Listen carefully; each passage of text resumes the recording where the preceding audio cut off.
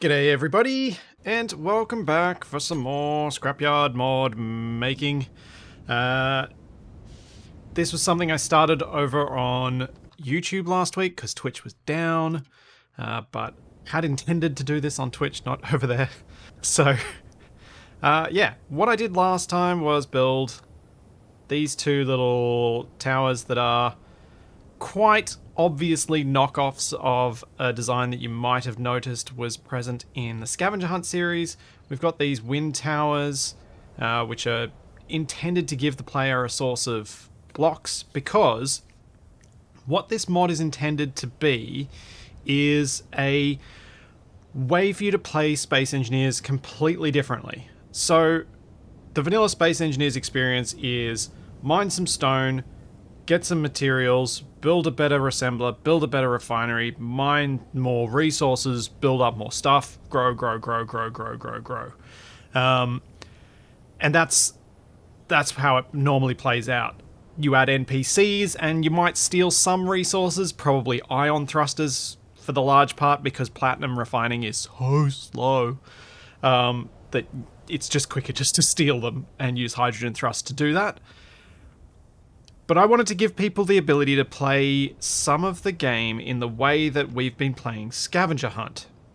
So in the Scavenger Hunt series, we are playing using some block limitations, so we can't build a whole bunch of blocks. I'll be removing a bunch of blocks from the G menu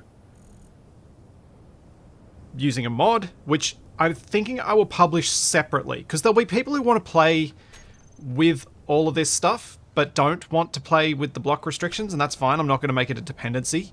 I'm going to make it optional, but I'll try and spell out quite clearly which mods you need to subscribe to and how you need to do it, so that you can make your own generic scenario where you won't be able to build things like gyroscopes, like thrusters, like solar panels, wind turbines, batteries. Really, the blocks you'll be able to build are the things that tend to get destroyed a lot, and if destroyed, end your game. So things like cockpits, you'll be able to build them, because I realized that getting rid of them just totally breaks it. You'll be able to build hinges, pistons, rotors, because you need to be able to build cranes to move the blocks that you've got. And you'll also have to play with cleanup off, which I think could be an issue, but I think it actually has to be that way. But before I get further into this, thank you so much, Terradeer, for the Prime sub for 22 months. Thank you so much, Victurus, for 3 months. Thank you so much, Everman7, Keldarks, for the subs. Thank you, Orsa, for another 10 gift subs, you crazy person, since you got me on YouTube last week as well. Thanks, Taylor Lion, for 7 months. Thanks, Kitsu, for the 200 bits. Thank you, Black Shadow. And yes, I am so glad I got you hooked on Played Up. So you can swing your fifth as much as you like. I'm still going to be proud of it, because that game is just confusingly so much fun. Thank you, Kitsu EB, for the gift sub. And thanks, XE6, for the 2 gift subs. And thank you, Airbus Flyer, for the Prime sub. And Morbus1234 for the Prime sub. And thank you, XE6, for another 500 bits. Oh, that was a lot to get through from while I was talking. Yeah. So, let's go have a look at what I built last time, just as a refresher. These towers here will predominantly be a way for you as the player to get stuff like steel plates, interior plates, and a few small steel tubes, which will come from these railings. So those will be some useful materials you'll collect from these. They don't have a battery, so you're going to still be stuck without a large grid battery from collecting from these. These towers are how you're going to get your turbines, but I think that was the thing I was going to talk about. I think we have to say that if you want to play with this mod and you want to play this scenario this way, you must turn off trash removal. It must be suspended. The reason for that actually became apparent to me when I got a message from Pav, who made the Bunkers mod. He was playing with ACS, and he'd cut off a couple of thrusters from the special thrusters from the ACS ships, and then went away from his base for a little bit to quickly grab something, came back, deleted. That's going to happen a lot with this playstyle if you don't turn cleanup off. So I think we can just say cleanup is off, which means we can approach these sheds a little bit differently to how I did before. So how I did these before is I always made sure that they had a power source. That's not required anymore, which means we can do the wind towers as a thing that spawns near some fences, near some other little bits of just random strewn blocks, using some ways that MES can do that, so that they don't just spawn out in the wild on their own and you're like, why is there a wind tower here? Thanks Composter for the Prime sub. Thanks XE6 for the Prime sub. Thank you so much for the bits, the gift subs, and yeah, thank you. Thank you very much everybody for making this the thing that I do, so I don't have to do that job that I hated that was burning me out. That's really awesome. I am massively appreciative of it. Tincho, there's no required DLC for these mods. 0. Keen use DLC in their own NPC spawns, so we're allowed to as well. So I have to put 0 thought into which DLC I use because it doesn't matter. It actually genuinely does not matter. But yeah, so what I was thinking was if we say that this has to be played with cleanup off, we can have things like just out in the middle of nowhere. Let's make... What's a good block for that? The glass wall. I think the glass window ground down is one of the best fence-like blocks. So it's used in one of the loading screens. Yeah, Keen's handling of DLC is good. I know a lot of people whinge about it, but I honestly think the price of the DLC is fair. The way Keen handle it in terms of what players can do with it, without it, is all fair to me. I know there are people out there who disagree with me on that, but I disagree with them. So it's fine. I know they've made some mistakes with it as well, but at least they rectified them. So what I'm thinking for a fence is... this. So if you imagine you come across a wind tower and some of these as little, like, farm fences around the area, I think that'd be really good. I think it'd add a lot more interest to finding these and create a little area that you can collect resources from, rather than just finding a single building. Similarly, we could have the wind tower spawn near one of these sheds and do things that way, which I think could work. But yeah. Oh, dang it, Gruz. I had stuff on my desk that I need to fix if I'm going to do the sit-up, stand-down thing. It's probably a good thing, though.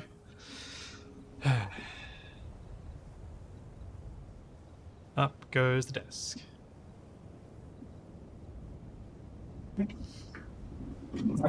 Oh, jeez. Okay, something's caught. Oh, that's fine. My sound panels must have been knocked over by Charlie. Assuming you guys can even hear me right now.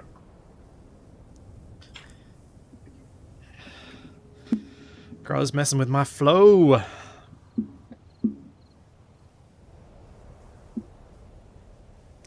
So On the Charlie topic, today's stream will be on the shorter side of things because I need to take her to the vet to have her stitches taken out. I'm not sure whether I'll be able to immediately take off her cone of shame. Hopefully. But we'll see. I'm not sure.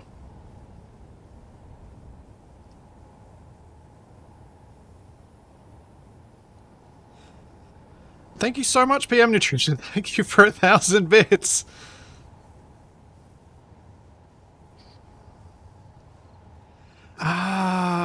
Treehouse I don't think we can do, but a tent-like thing might be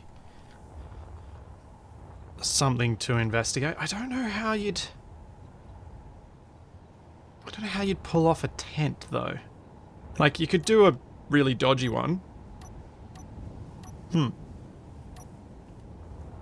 Okay, so today what I'd like to work on is a few of the extra little pieces, the non-powered extra bits that we can spawn around these towers and around the sheds to make them look like they're more part of an old abandoned settlement rather than just an isolated building. Yeah, Tesla, that was kind of what I was thinking, that 7 Days to Die style tent. That's a bit but I say thanks, Composter64. If I didn't, thank you. I'm losing track today. So yeah, the 7 Days to Die style tent would be this.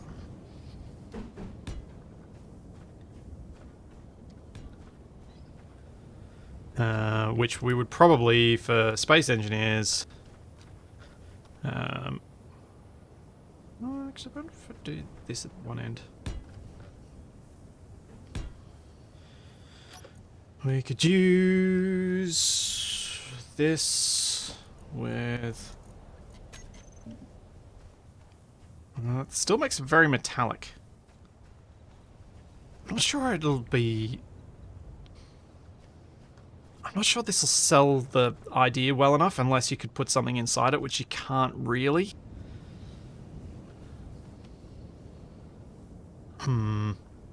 Yeah, there is the tarp mod by an Enra, but I don't want to force people to add more block mods for this, if I can help it. I try hard not to add too much in the way of yeah, I don't think these panels are going to sell canvas. Oh yeah, weldless could have worked. Oops. Okay, apparently... Oh, I did control delete instead of thing. Dang it. Alright, I'll try weldless before I give up.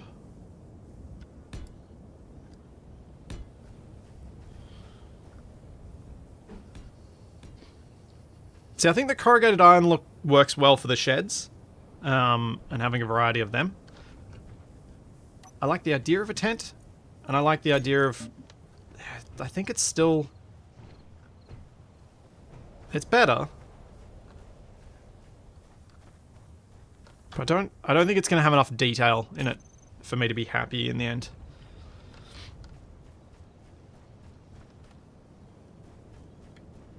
Thanks, Just Random. Thanks for 6 months in advance. Thank you very much.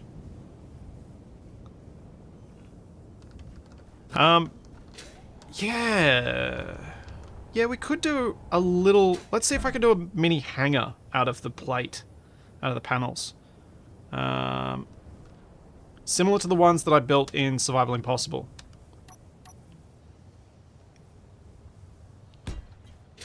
Speaking of series I should be working on more that I haven't been. Yesterday... Oh, nuts, that's...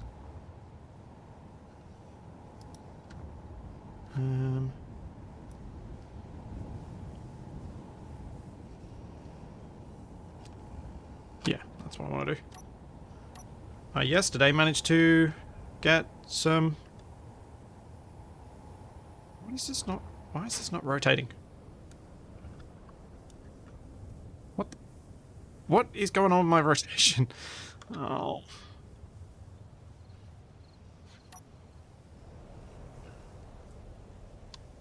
That's what I wanted. I yesterday managed to get some renderings done on the Light Echoes short that Capac and I had recorded. I'd been struggling with some green screen shenanigans and finally learnt what I needed to learn to get that working. Yeah, that's what I wanted. Then we can do... Where's my... There it is.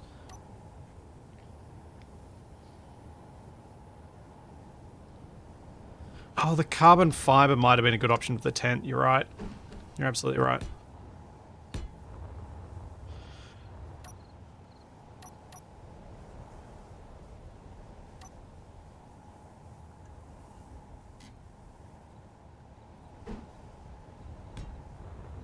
Just seeing... I'm just interested to see whether this can work okay to create a bit of a...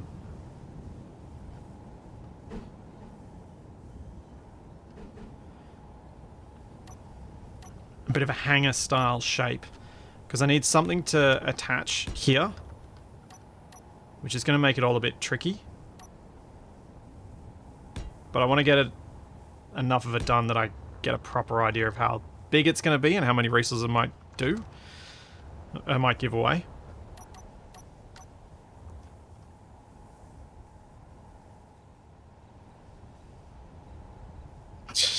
Why do we keep expecting Capac to shout shark attack? He does enjoy shouting that out.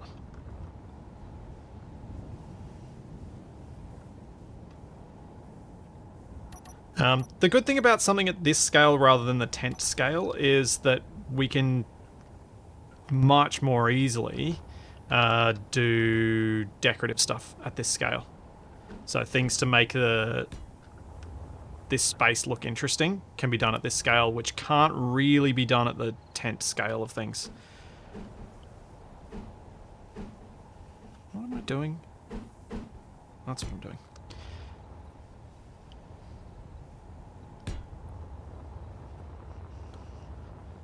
And I'm worried this might be too big, but if we can make this fairly Spartan on the inside, it may not matter. It may be fine that it's a bit big, and also because it's a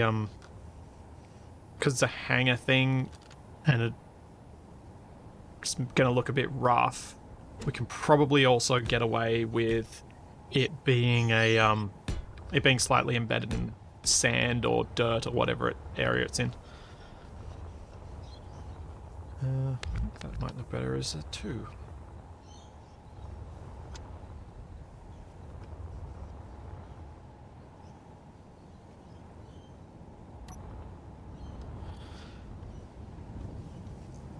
Camouflage tent. I don't think that would have helped.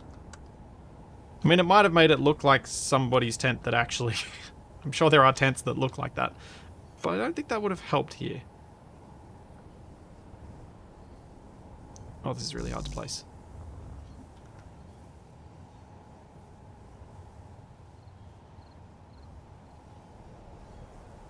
Come on. Oh, I had you. There we go. Yeah, that feels about right. Scale-wise.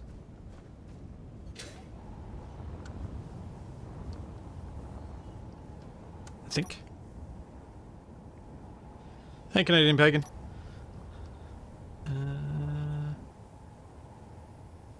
Come on.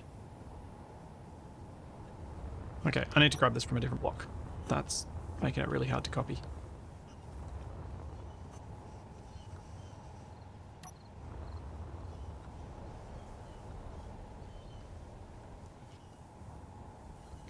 Tufty, that's exactly what I published on my YouTube channel last night.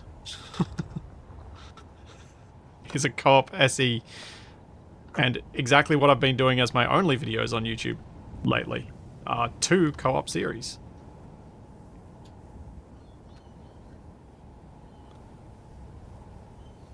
Edited ones. Oh, this is like single pixel. Oh no!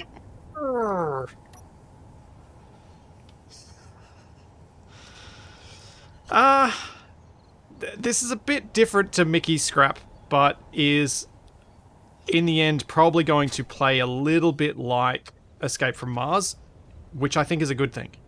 Because Escape from Mars gameplay is really good.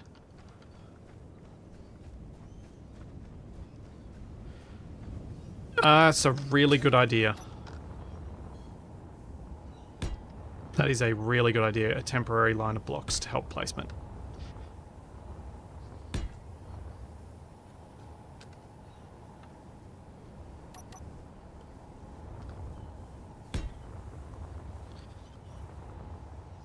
It's a very sensible idea, thank you.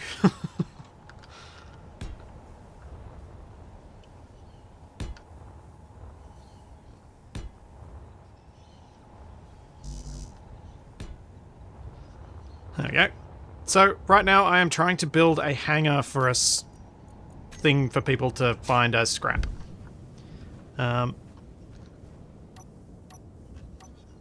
This shouldn't end up giving you a... Yeah, it doesn't really give you much in the way of steel plate. There's only 5 per thing, so scrapping that whole thing is not particularly lucrative, which is good.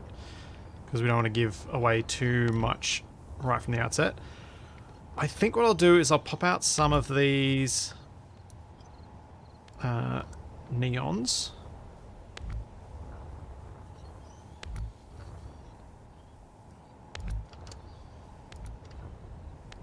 Okay.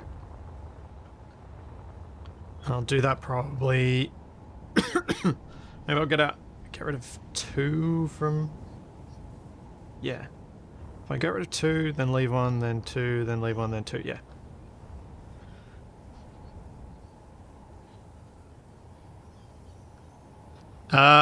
Jebediah, not in my circle of friends.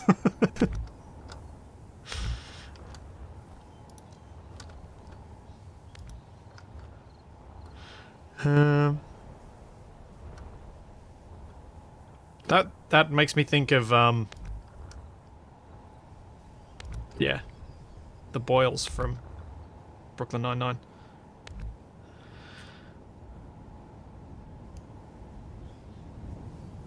Oh dear, how about starting out on a bar on Mars? They could call it Escape from Mars Bars.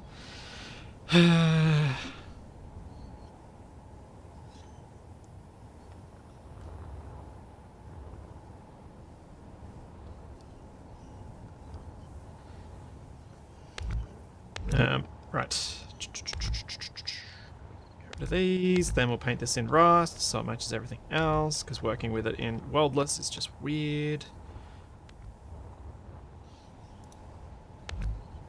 And I need to make sure I paint all of these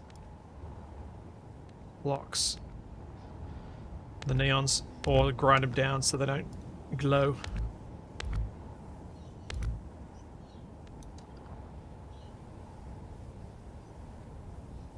Hey, Drago.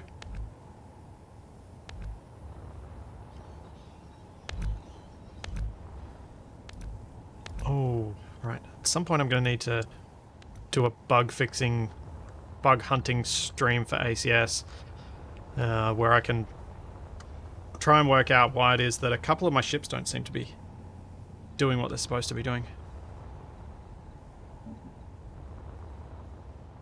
Alright, I don't hate that, but I think we need to use some corrugated for some of this. Oh, of course it's that way. Of course it is. Why? I wanted it the other way.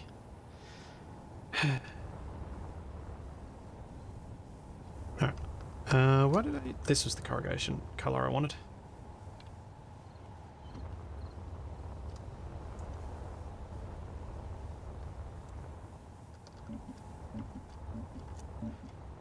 So I think I'll do some of this in corrugated, just because that repeating pattern is a bit much.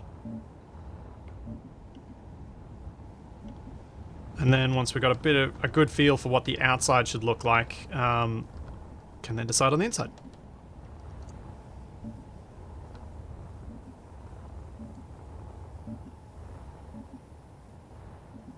Not sure if I prefer the repeating corrugation or the repeating rust. Unfortunately, I can't patchwork it.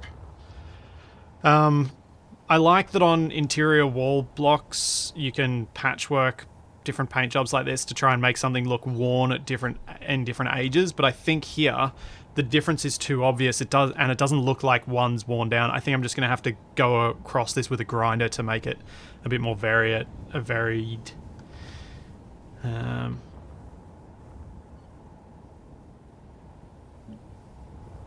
Might do that, and then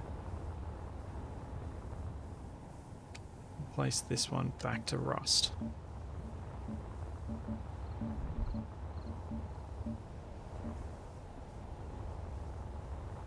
Yeah.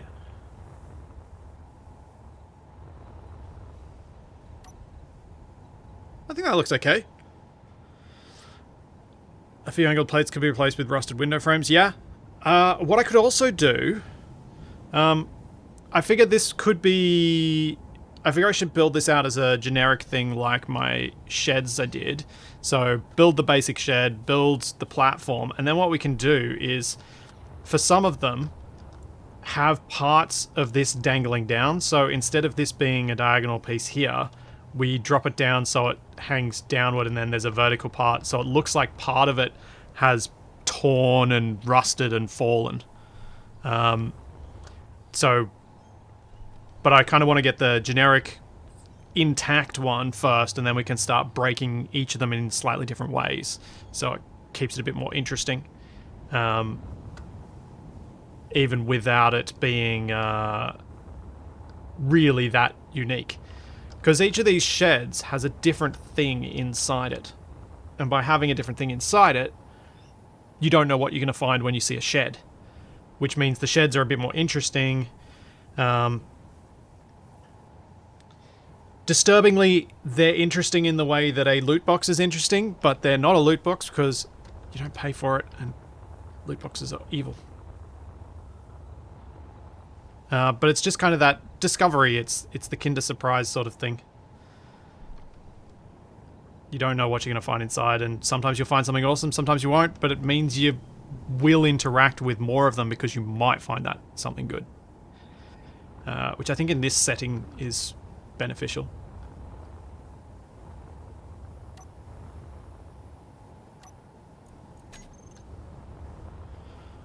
Right, so if that's our generic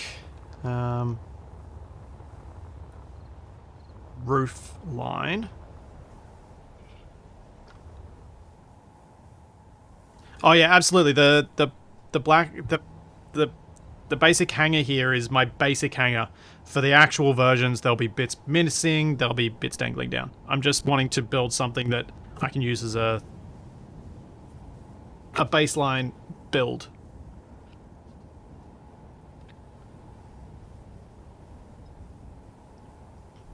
Scrapyard is like a box of chocolates. You never know what you're going to cat back. Yep.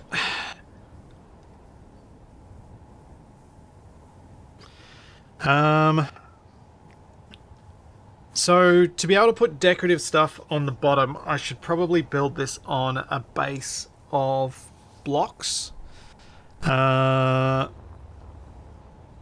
Which means... Let's do this. Copy that. Let's place it vertically.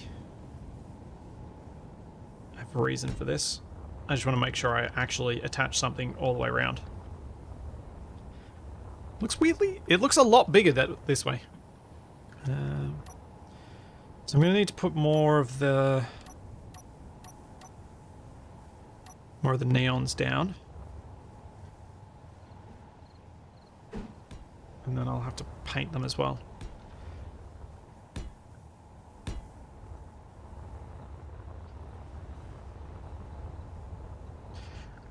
That would be a very large silo, but yes, you could join two and have a large silo. I think if I was going to do a fake silo, I would probably not go quite this big. Although I suppose... Yeah, it does feel a bit too big. To me.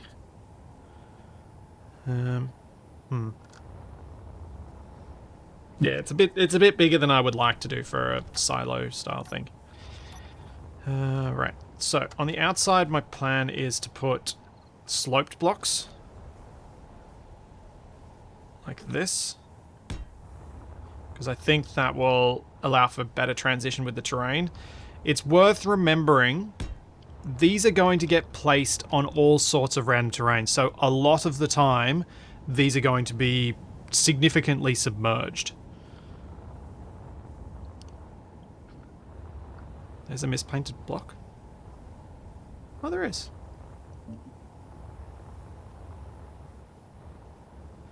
So we just have to keep that in mind as thinking about what's going to go inside it and how it's going to end up looking when it's in the ground.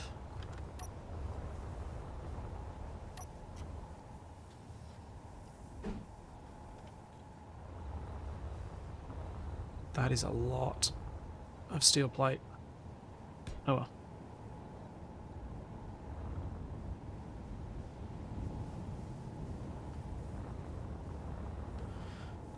Yeah, I think I decided last time that I wasn't going to worry about how much steel plate I give to players, because you ultimately do end up needing quite a lot of it, and if you end up with excess steel plate, it's not that big a deal.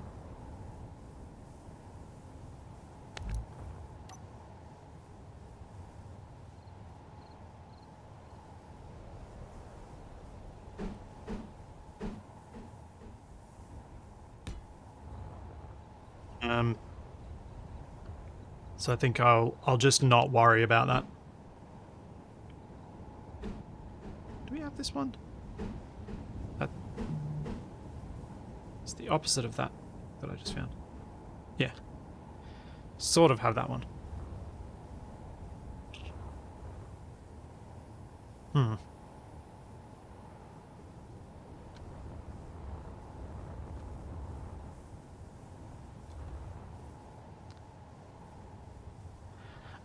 Light armor plate would be an option instead of these blocks, but then you get the repeating pattern, so I'd prefer to use these blocks and concrete them.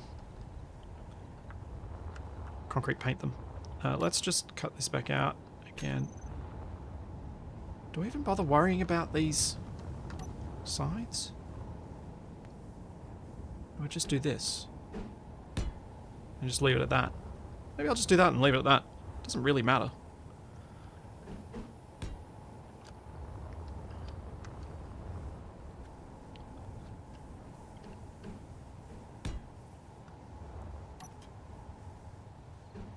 So yeah, I figured the half slab blocks was the best compromise.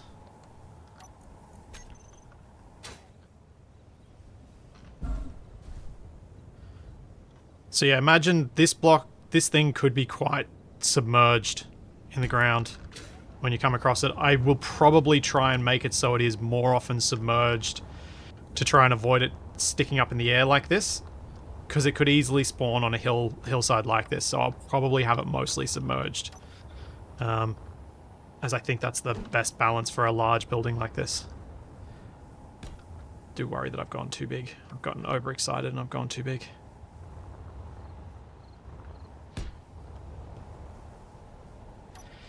Yeah, Catwalk has the same problem as the armor plate. Very repetitive texture.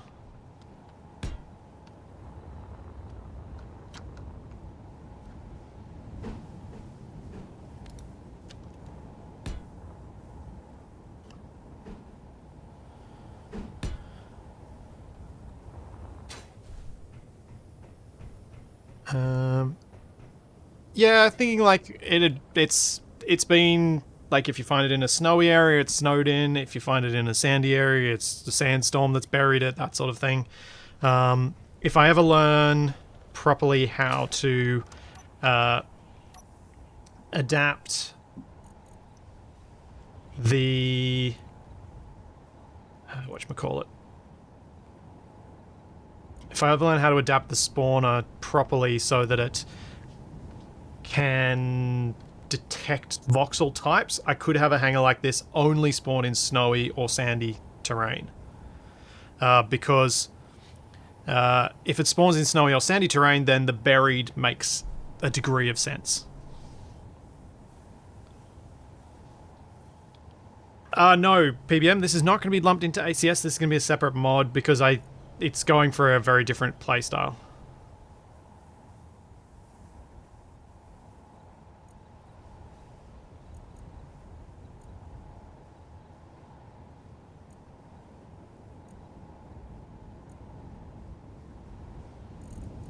How's this look?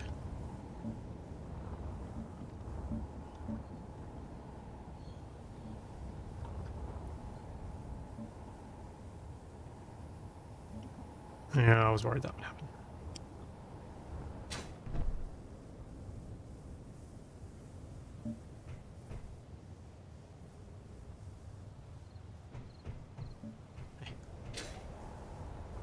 I mean, it's a big tent.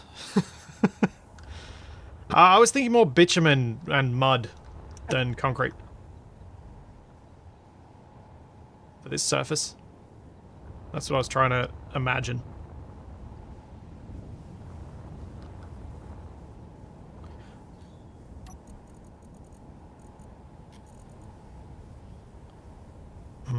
Yeah, Dusty won't really sell it either.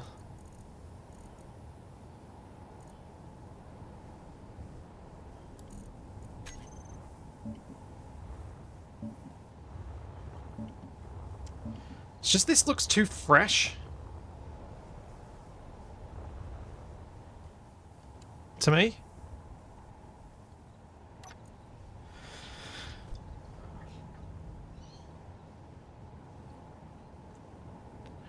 No, asphalt is not universally black. You can make bitumen in a whole variety of different colors. It's very rarely done, but you can do it in a whole variety of different colors. My old man worked for Shell back in the 80s and was involved with developing a whole bunch of different colored stuff that never kind of went anywhere. So, I've heard many a conversation about such things. But yeah, you can do it in a whole bunch of different colors. That looks a bit better. It's got a little bit of a tone to it, but not too much. Maybe yellowy would be better than orangey.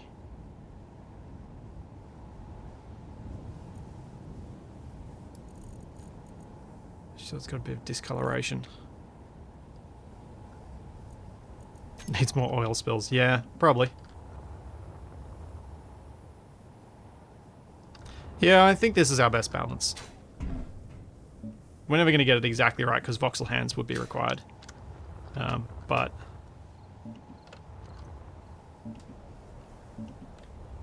I think this works well enough. I think I'm also going to just accept that I'm going to paint the edges a little bit of the hut because that's going to be easier to repaint.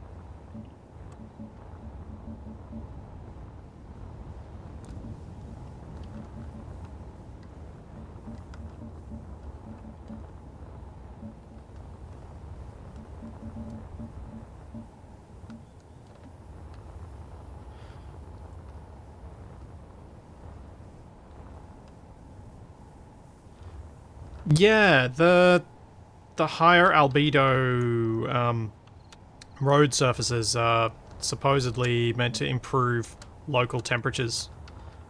So yeah, white and coloured asphalt, bitumen, whatever you want to call it.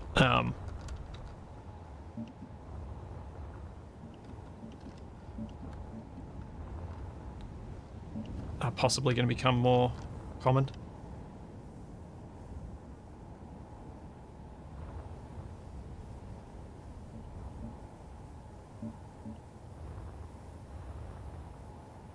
From far away, the brown corrugated makes it look like a barrel.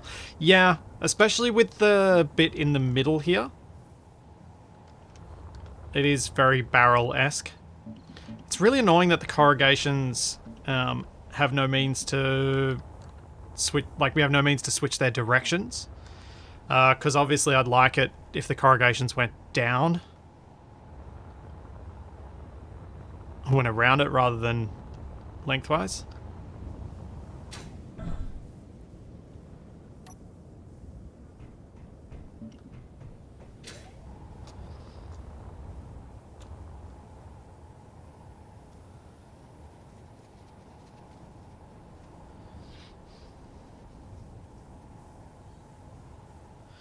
Oh yeah, absolutely, Gross.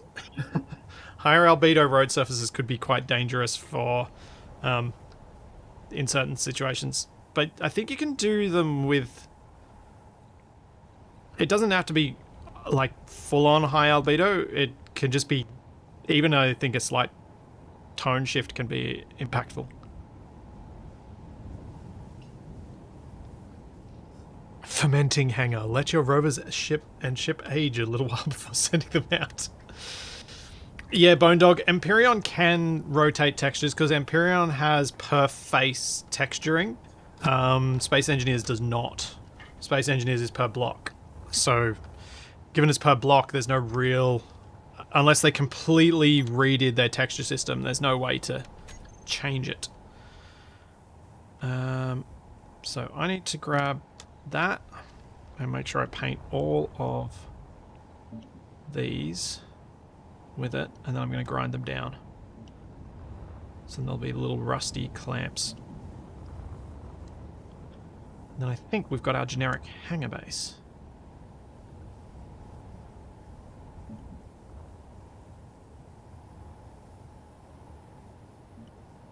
Yeah, true. A full armor cube doesn't actually have rotation on it. But despite that, I would say that Space Engineers looks a heck of a lot nicer than Empyrean. Oops. Empyrean's got its own benefits. And he's a game that I want to play again soon. I'm just waiting for... there's a mod for Empyrean that's called Reforged Eden, which is kind of like a scenario thing, and I'm waiting for it to update. Once it updates, I'm going to hopefully, possibly even in this time slot, do a solo play and have some fun with it. So I've been wanting to get back into it for a while. Oh yeah, Undo is amazing.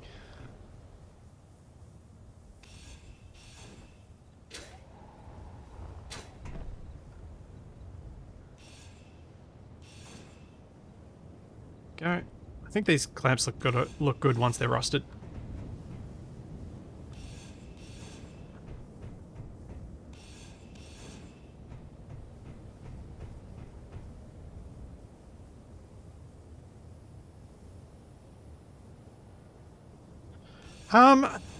I think...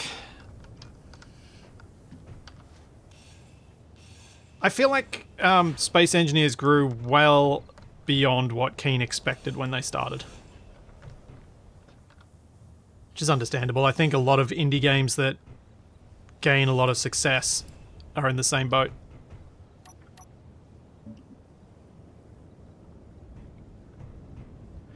Yep, love that Control Z. For painting especially. Oh, makes such a big difference. What the... When did I not repaint that? Or did I just make him stuff up there and actually accidentally control clicked?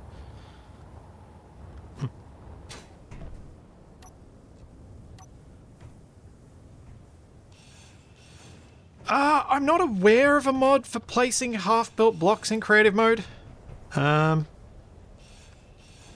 What you can do is grind one down and then copy-paste it repeatedly, but I don't think that'll be any quicker than just grinding these down.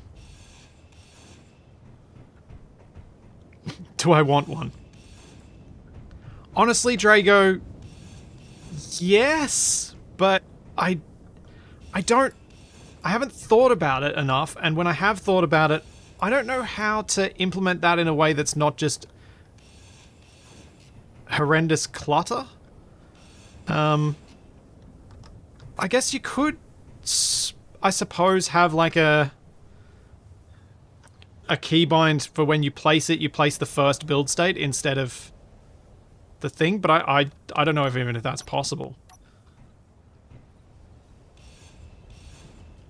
And I don't know how many people would get use out of it. I suspect you'd win Aragath's love if you did it. Because a lot of his builds have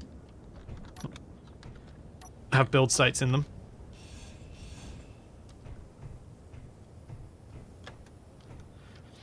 Oh, something else I've been thinking about. is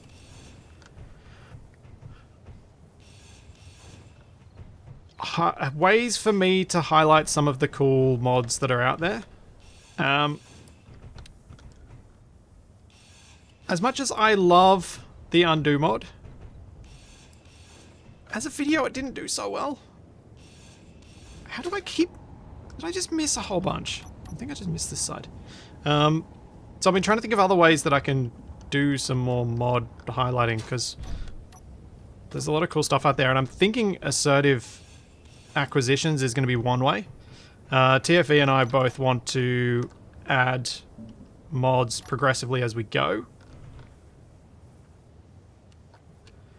And so we're going to initially focus on some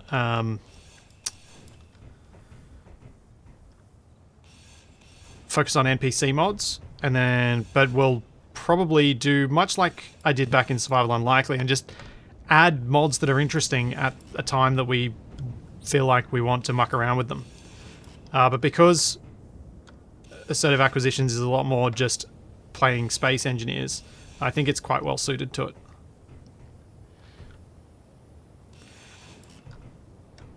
A little bit like what Shaq's done in the past with Mod All the Things, except not modding all the things, adding something and removing it. Adding something, playing around with it. If I like it, keeping it. If I'm not, and the expectation is that I will just test things out for a little bit. Because I don't want to get to a point of bloat and my game's breaking. ArtLab, if you're getting sound lag, you may find it improves if you refresh Twitch.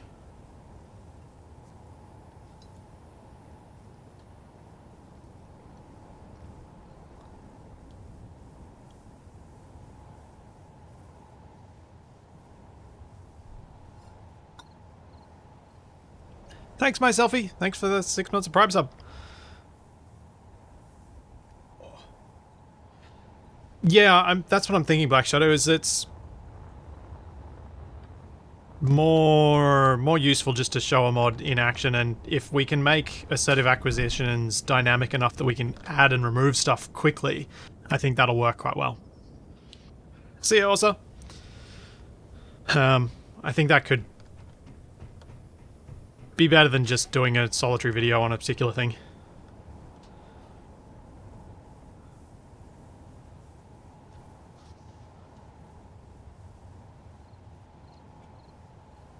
But I still do want to do a tutorial video / video thing on Drago's ore detection, because those mods are seriously cool. And the only reason I didn't add them to assertive acquisitions at the start was that I wanted to focus on ACS as the kind of the thing at the beginning, and I didn't want to add too much.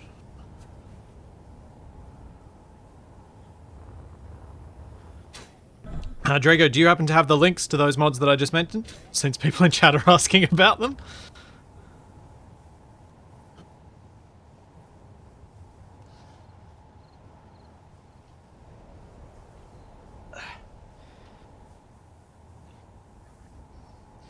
So yeah, Drago will drop the links to the spectrometry mods, and they are both very cool, and I think a very good game mechanic for improving ore detection. I used them in my Teal Rover survival series. I used the space-based one, but the planetary one hadn't been released yet, so I didn't get to mess around with it.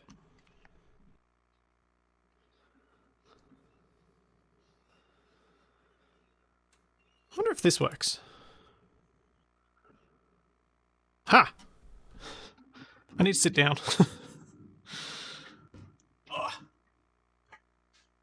Yeah, they are awesome mods. Like the way that Drago implemented them is really, really cool, and genuinely adds it adds meaningful gameplay to ore detection. I have infinite meat shields. Like, it literally shows as meat shield and then the infinity symbol on my channel. I don't know why I don't have infinite on Capax as an editor. It's sad. So that could be really obnoxious. Maybe that's why I can't.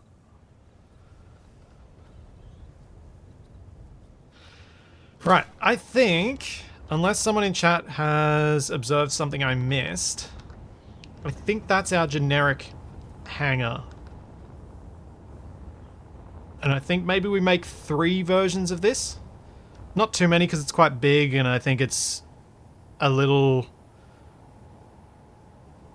too big for us to have like 20 different versions because you'll just never see them and what's the point? Gyros? Sorry, force of habit. Yeah, that's actually a really good point, Drago. Yes. Your ore detection method helps you find ores from greater distance while also not taxing the game by having 1.5 kilometer ore detector range. So I'm not talking about what to put in the decorative for the hangar. I'm just talking about is there anything else I should be doing as a template for the hangar?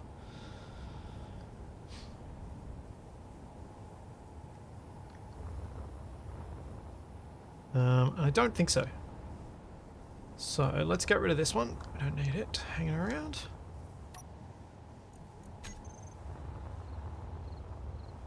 So let's grab it. Go down this way.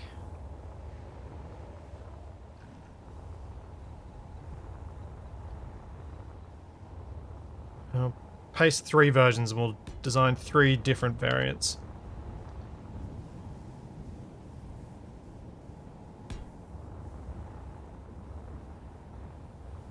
Just to keep myself under control. So I want to start with a broken down part of its collapsed sort of look. So if I pop out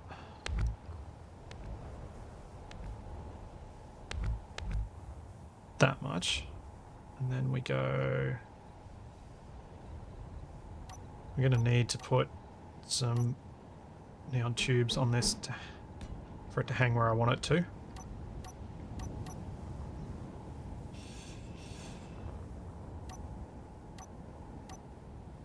Then put a diagonal here.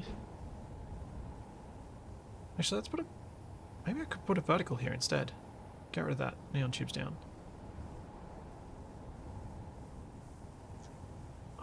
Even better. Let's put... Where is it? That one. No, I want the other one.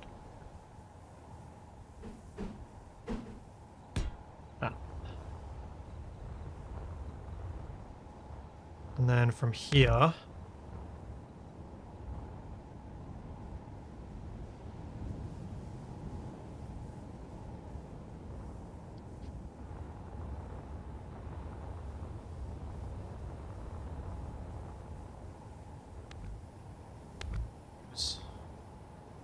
It's a pity these are flipped around the wrong way. Wonder if I can change that without breaking it all.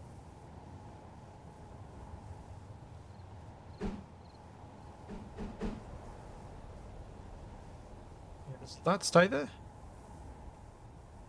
So if I do that, then I can put... Wait, no. Oh! Oh, sweet, that'll hang there. Oh, cool, cool, cool, cool.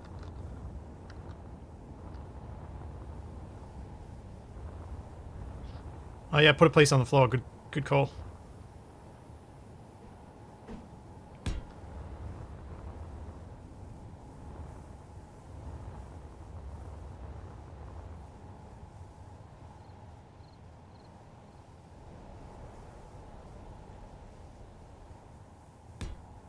And then we can, you know, have part of it ground out as well. One's on the floor, and then this one I was imagining being ground down. Grind that bit out. I really like playing around with these like this. I really like it. It I find this sort of design in Space Engineers really, really fun.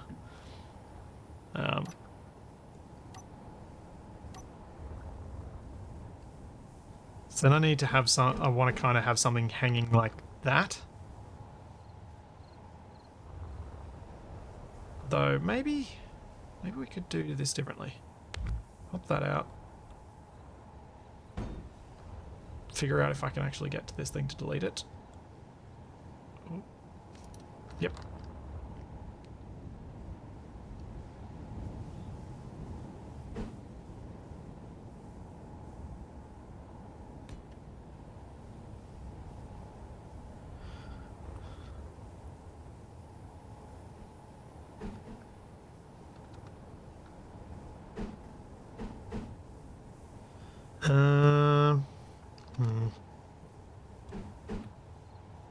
Kind of want to do this. With that there, and then have...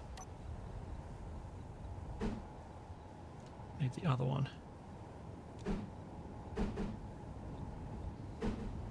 That. See you, Black Shadow.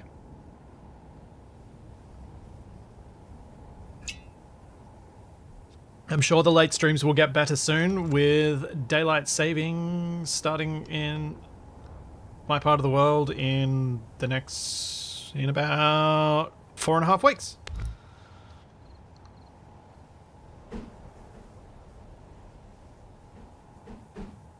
Because when daylight saving starts here, it ends in Europe and the US. So we end up with much better time.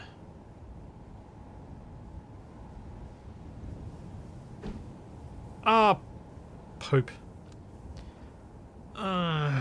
That's annoying. I really wanted to do that. Does the other block work to do that?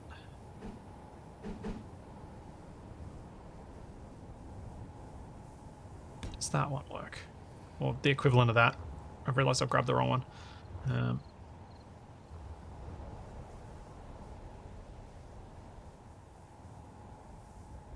Yeah, I don't think the daylight saving things makes as big an impact for people in North America compared to Australia because the time difference is so big anyway. But it does make a difference for Europe. I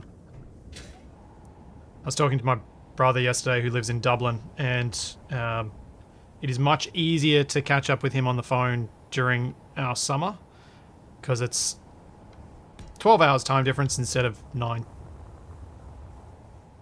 Or 11 hours instead of 9, I think it works out to be.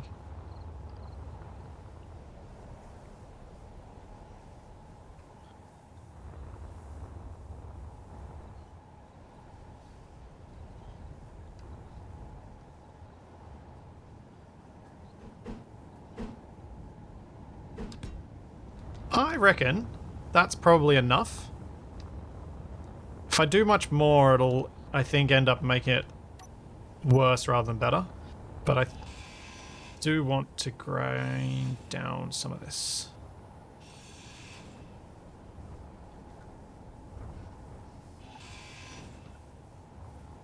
And make sure I paint some of it, the ground down bits, in rust.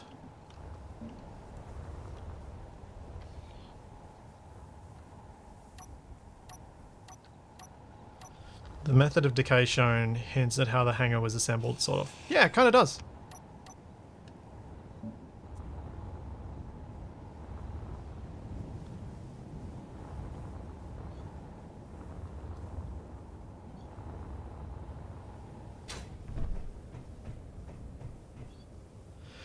I haven't heard. I think Wasted's been really busy with doing all the armor stuff. So I haven't heard anything from him in a little while about Space Engineer's plans, but yeah, hopefully that'll be another thing that we'll start finding a bit more time to work out.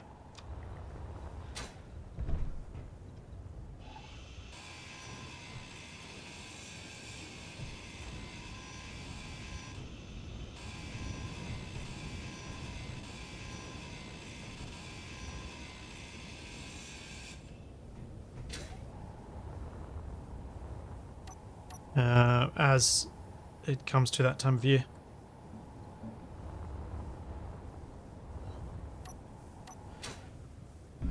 I'm sure we'll have more co-op stuff together once we get through the story of Raft as well. With Dee and Nab.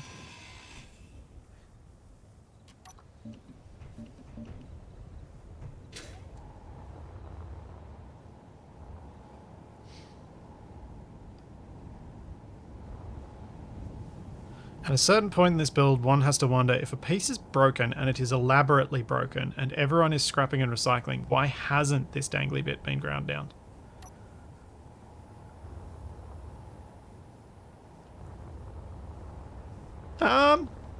I see this stuff as more things that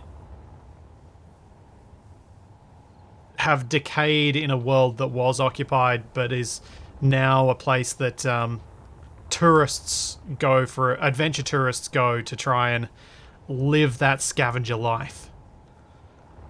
That looks really cool.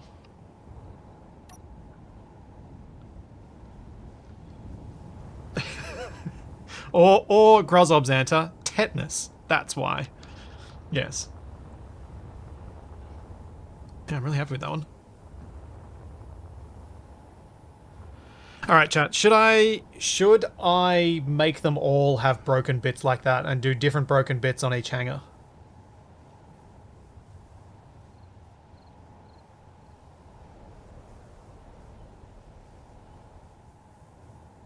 No, yes, yes. I think so, yes.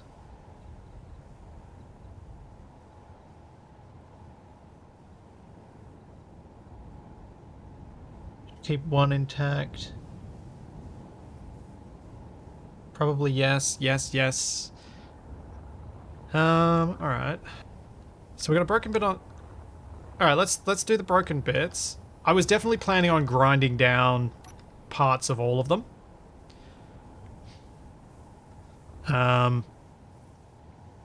But... yeah, I think we can do some stuff.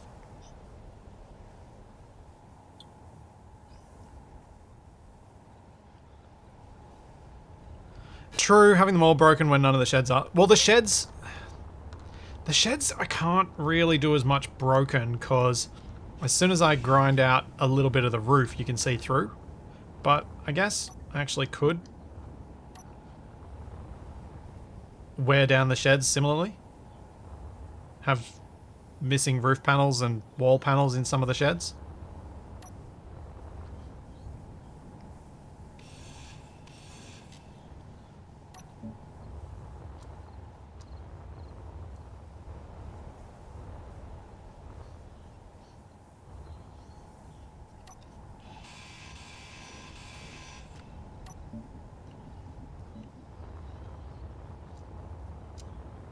In fact, that does make it more interesting. I kind of like that that there'll be bits missing on some of them.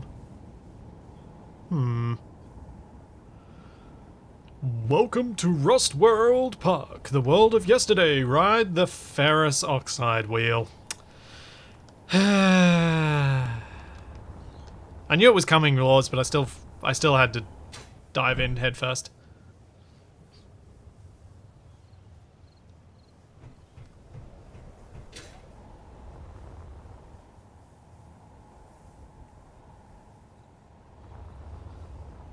Right.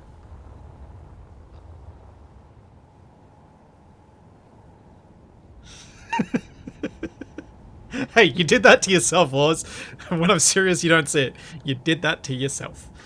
You make references that go over my head, so I never know whether it's a reference going over my head or you're serious. It's like... and having text as the only form of communication makes it hard.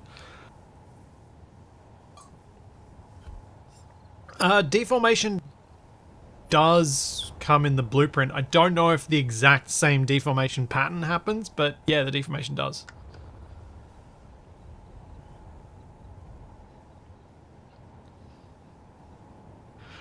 So these are panels, which means they don't deform.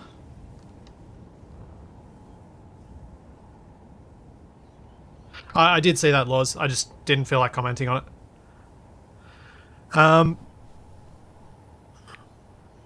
The... Yeah, the panels don't deform, annoyingly.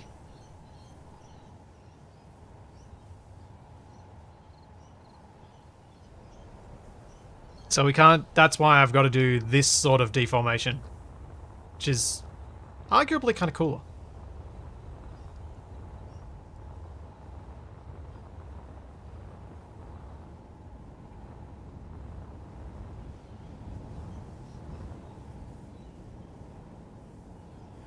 I don't know how I'd do a shed that's toppled over, True Venom, and not make it look like it's spawned in wrong.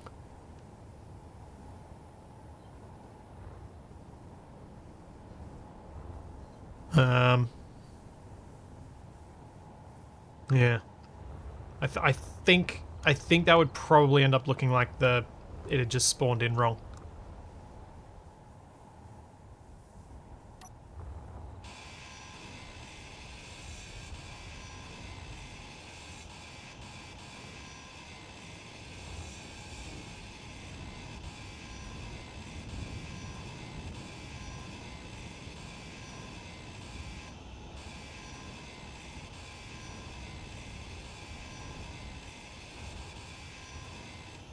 Yeah, Lohan, I've thought about an NRES tarps as a mod dependency, but I think I'd prefer not to have any mod dependencies if I can avoid it. Much as I do think that mod is quite cool.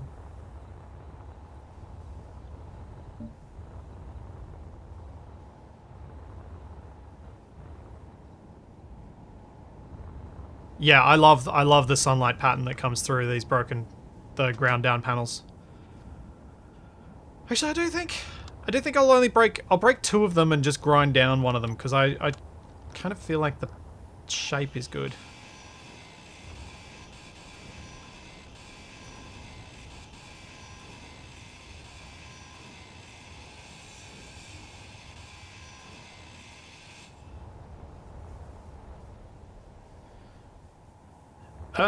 Yeah, that is true, Gruz. This isn't an ACS meant for every playthrough sort of thing, so I shouldn't necessarily feel as worried about mod dependencies, but it's just a general...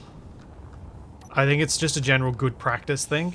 When trying to make something that lots of people can play, is not having too many things that could break, that I would have to cut out later. Not that I expect the tarps to, but I've always erred on the side of caution with those sorts of things because of how long I tend to run my series for and stuff like that.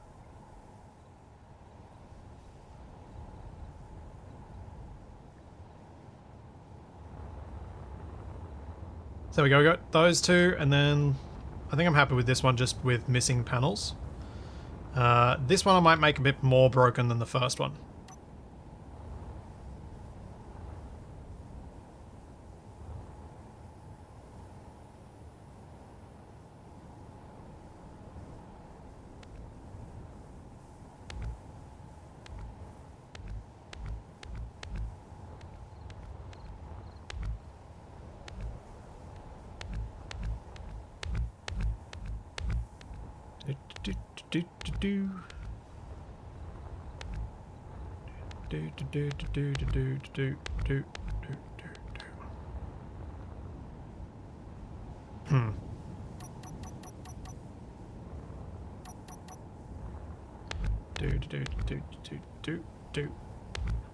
That.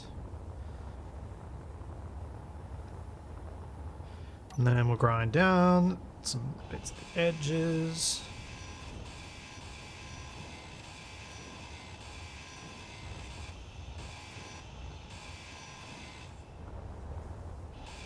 Yeah, so this one's going to have stuff lying on the ground like the original one does, like the first one.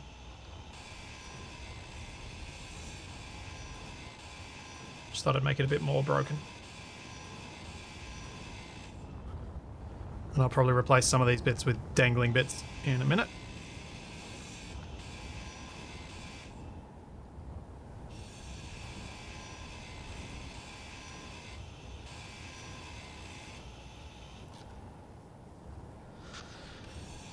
Ooh, a lovely silhouette crawls across the concrete floors while the bleak sun bleaches the panels during a timescape. Yep. This is the sort of thing that would look very nice in a little time lapse. So, I think what I'm probably going to do when I feel like this mod is ready to do a proper playtest of is I'm going to do this as a streamed series solo as well, like the teal one, where I'll play through it, and that way we can add stuff, change stuff with the mod dynamically, and add bits that we find we need, remove bits that are a bit too lucrative, that sort of stuff, get a bit of a feel for the play balance that's there. So that's the plan with that for now. Yeah, I do want to add a few more diagonals and bits, because I think not the full diagonal though, I prefer these ones. Or even, no, I got the wrong one. That. For what I was also thinking of doing was this.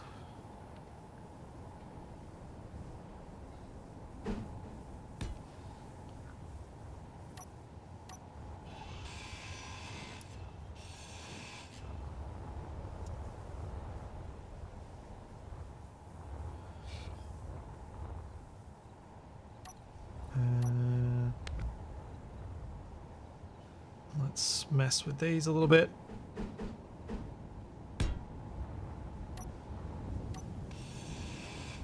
Deliberately using some of the different sized panels and stuff like that. So I think it helps break it up. Thanks, Delta Bravo Oscar. Thanks for the Prime sub. So Survival Impossible, I should be able to get back into that properly real soon.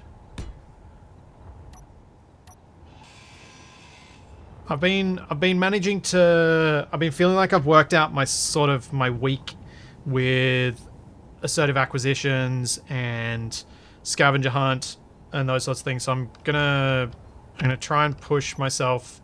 I want to get this light echo short done, and when it's done, I'm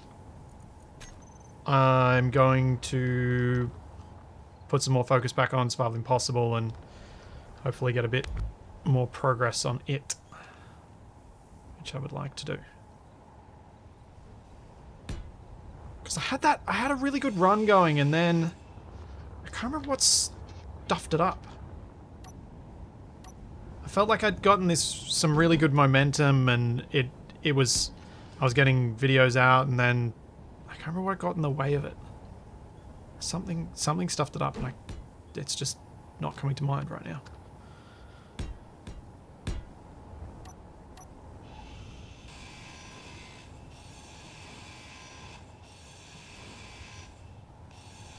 So the Light Echoes thing is not a full-fledged episode. It's a short that I encouraged Capac to write so that we could get ourselves back into the mindset of creating it.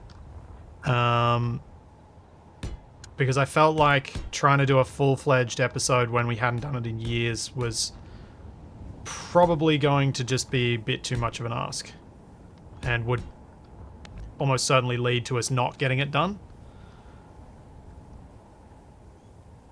So I thought it best to shoot for something smaller and more achievable.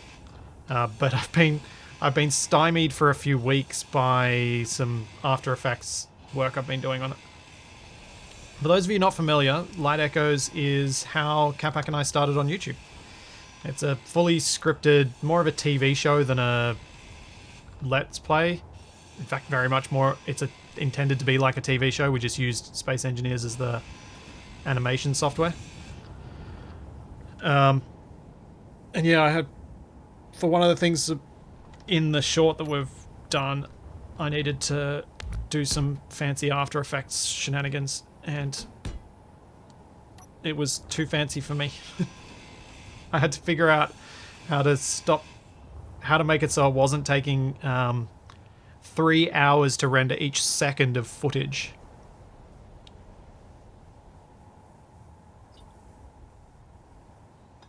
Yes, machinima is the right word, especially with the small m, because the other m is just was a group of people trying to rip off the success of the format.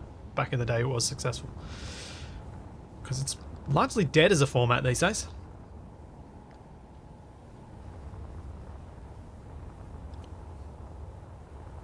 Oh, I really like those bent bits from this side, where they're just silhouettes.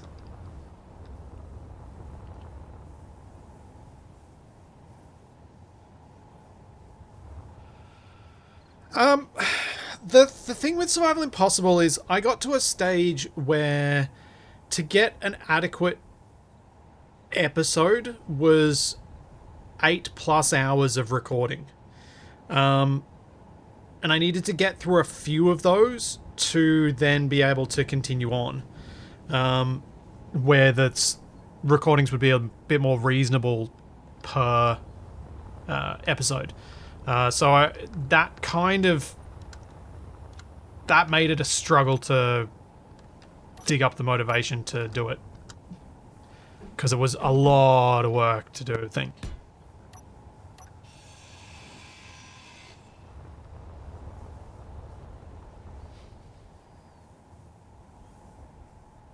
Not really, True Venom. To try and color the floor to add detail, you'll get block edges, which will look quite janky.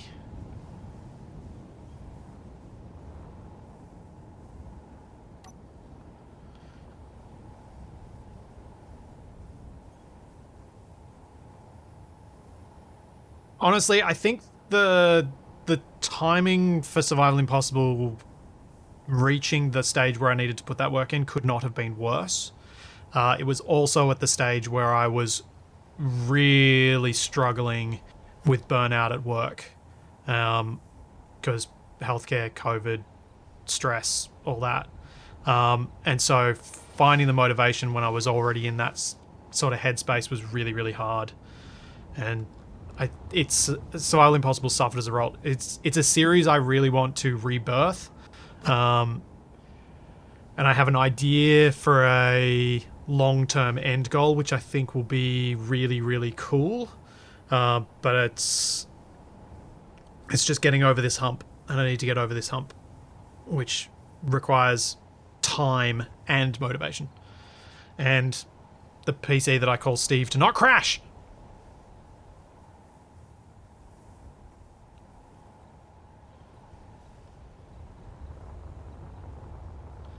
Because it keeps crashing during the time lapses, which is really irritating. Alright, but on to the topic at hand, which is giant hangars for people to grind down. I definitely need something on the floors to break it up, but I kind of don't want to give too much.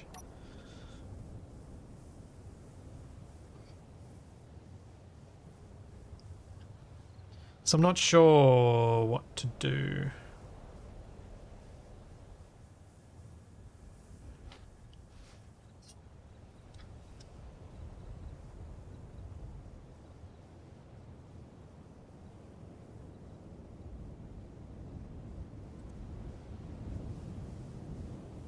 I'd use the first hangar found as my base. Yeah, fair.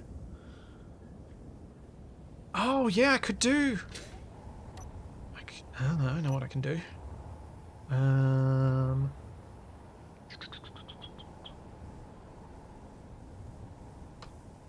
Oh, I didn't save the Thunderbird as a blueprint. Dang it! I'm gonna have to make scratch ones.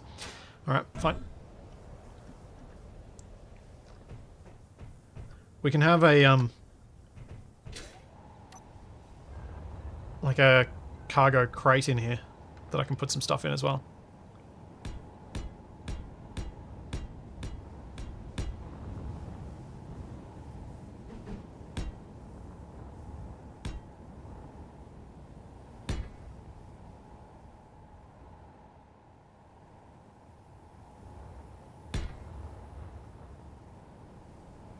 Apparently I was in the way of that.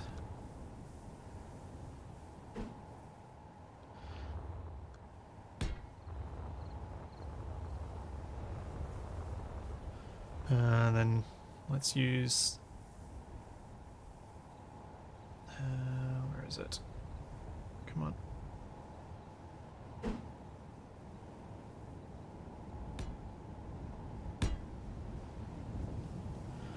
That, and then we'll go back to the full block. Oops.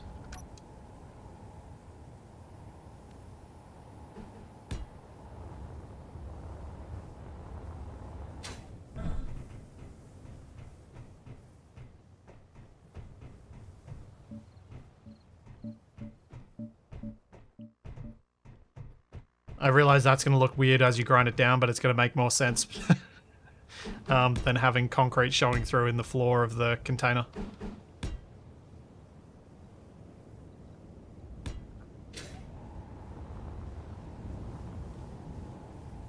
And then I can use some of the freight boxes around, but I just thought this would kind of be a nice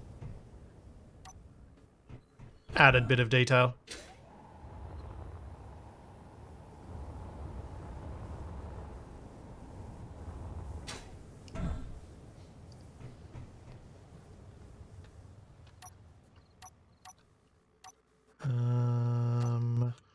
So probably want to go with storage shelves in here, and let's get them in grey. Get them all scratchy with the corrugated.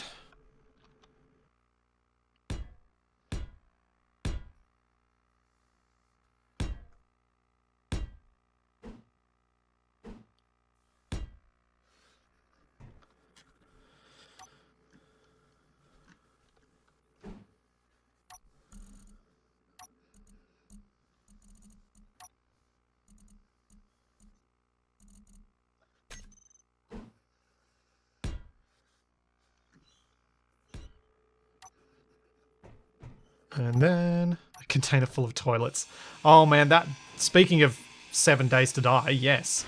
As someone mentioned, this looked very 7 Days to Die at the start. If there was a container full of toilets, that would be a very 7 Days to Die thing.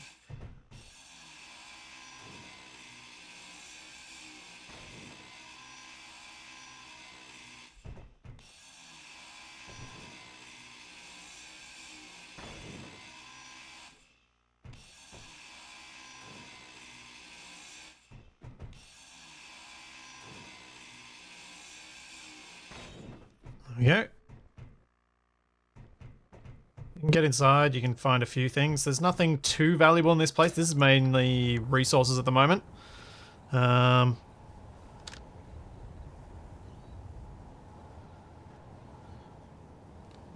think it works so far.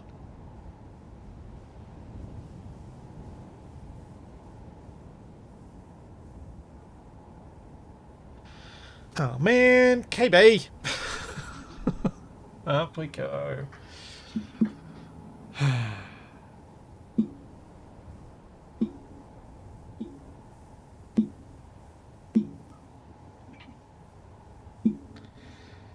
Up, up, up, up, up.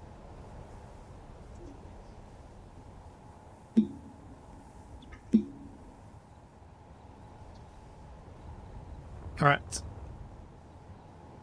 Do I need... What else could I put in here that could be sort of rusted out? I suppose I could put a few wheels down and rust them out, couldn't I?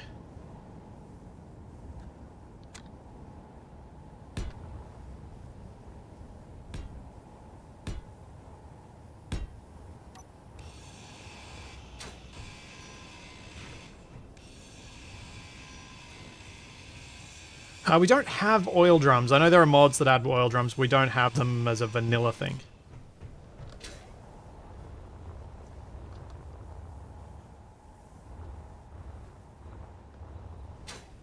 Stacks of interior blocks. Yeah, it could be like... One of these sheds could be like building materials, I suppose.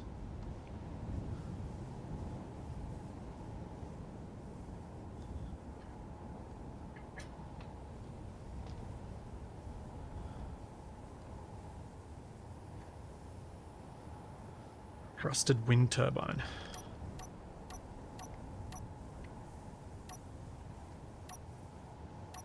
What about...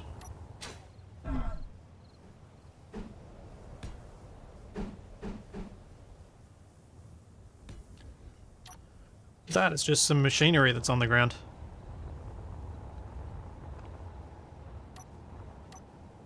So these have some large steel tubes, a few motors, they'll be useful.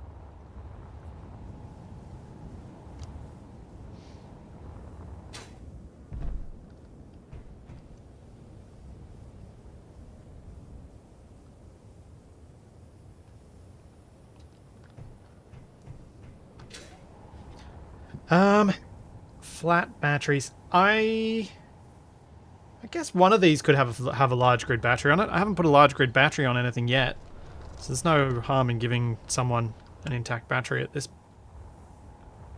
One of these. I think if I'm going to give a battery, I might.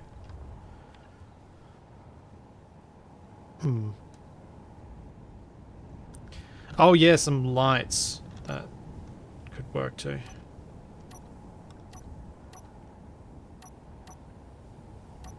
But yeah, this could have a large grid battery in it. We could put it over with these.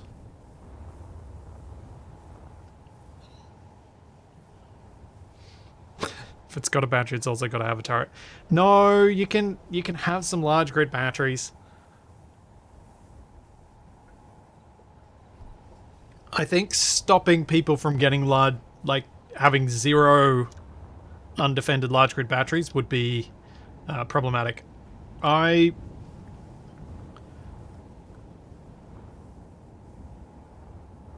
think I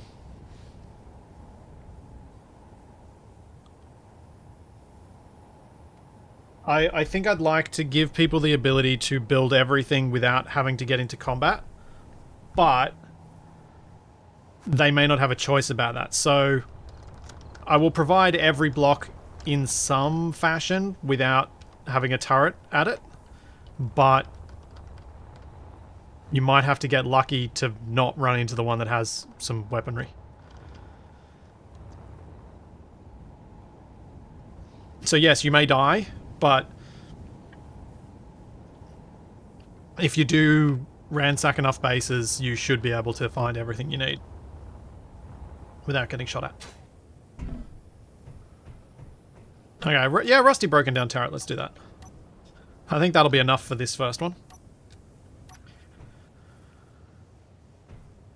And then once I've done these, I think what I need to do is take a look at... oh, this should get some ammo in it. That's what I should do. Once I've done these, I think what I need to do is have a look at what I've provided and what's still needed. So that we can figure out what I need to build to provide the last remaining blocks, because then I can start putting the mod itself together, and with the mod itself together, then we can test it. You can capture the turrets, but I'm also not going to stop you from building turrets from scratch. I think there are... I think if this was set up as a single... as a single scenario that people just play, where I have full control over the scenario, and I can really nail the balance of it by testing it through a few times, then I might have restricted turrets to only buildable. But I think... to only capture. But I think the risk of that is you will lose turrets because they get shot first often. And so I think it's better to allow you to build your own from scratch and just have to scavenge for the ammunition. Arguably, I could say that, I could remove, railguns and a few specific weapons. And make it so you have to find those, but make it so you can at least build Gatling's assault and the lower tier weaponry. The magnesium-only weaponry. Make it so you can build those yourself. Alright, I think this works. I think what I would like to do, though, is cover up these batteries. Or at least the part of the battery that says that it's got charge.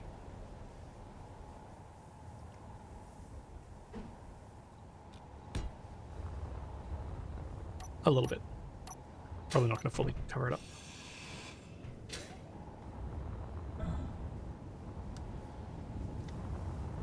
Yeah. Yeah.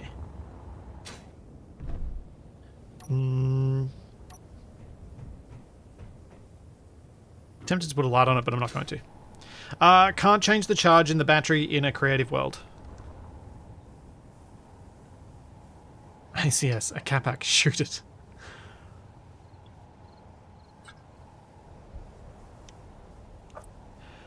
So, yeah, Airbus Flyer, I was talking about this last week. I think what I'm going to do is allow players to have assemblers, but I'm going to mess with what assemblers can make.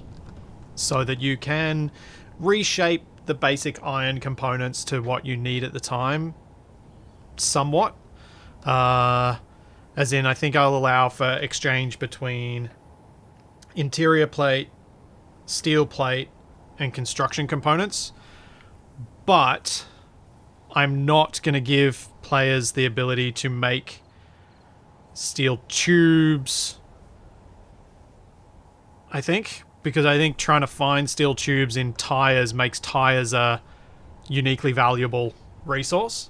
And adds more things and allows me to have more control over progression as you go along. That's my thoughts on it at the moment, which may change. Because the more I give you the ability to do, the less I give you the desire to search.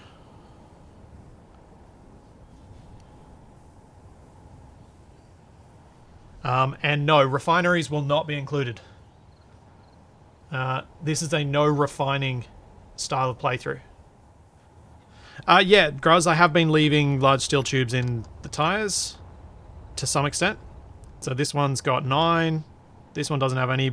This... Wait, I thought I left some in one more than just that one.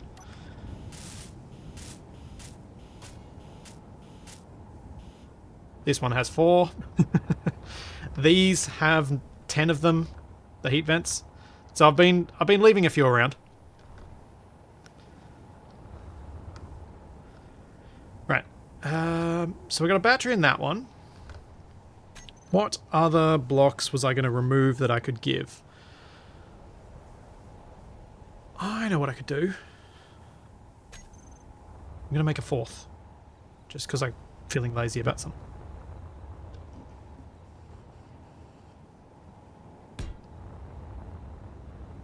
Split the steel tube vary. Yes.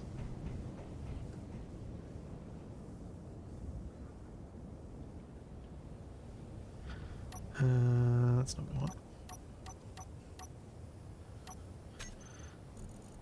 Cryo tubes.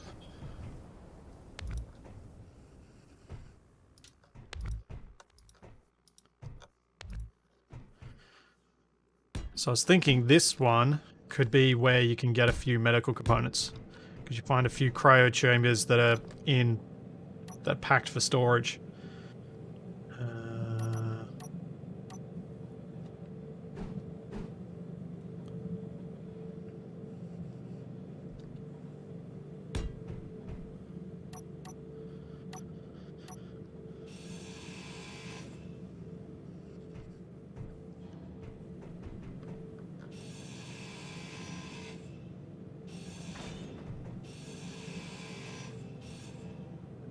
There we go. A few cryo chambers with some medical components left in them, so that you can rebuild some of the survival kits you may find around the place.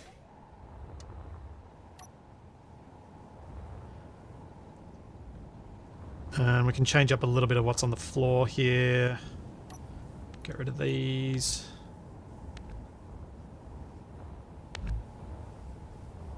Change up the heat vent. Remove that turret.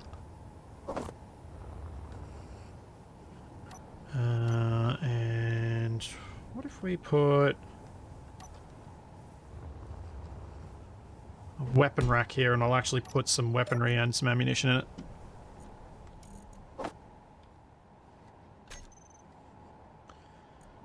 Give it an MR50.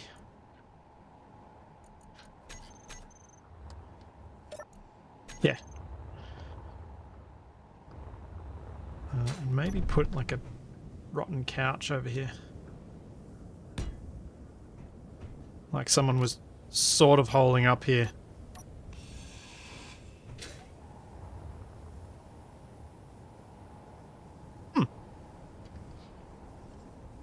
These are the new Amazon warehouses.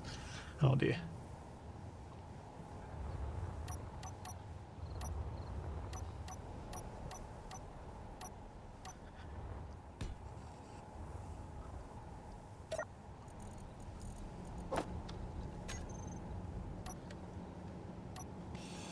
And I'll grind this one down too, but it's in a different spot.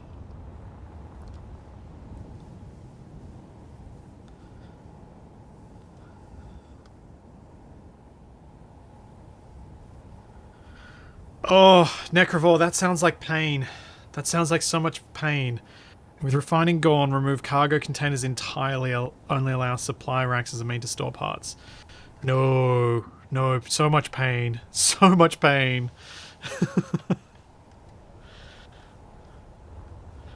Yeah, I guess a dead engineer could work here. Maybe we'll get rid of this one and put a dead engineer back here.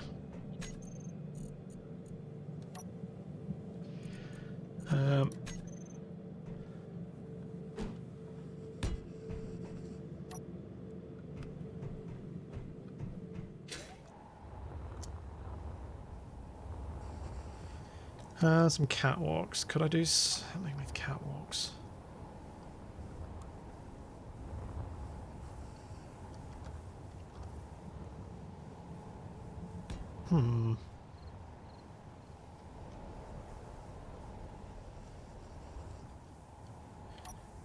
What if I do this?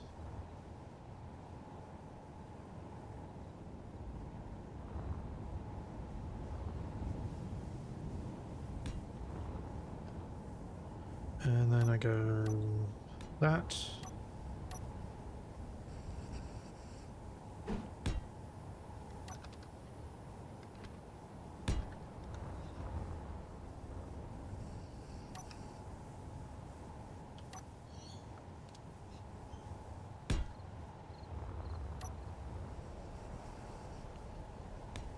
Just kind of fits with the whole somebody, it looks like somebody was living here thing.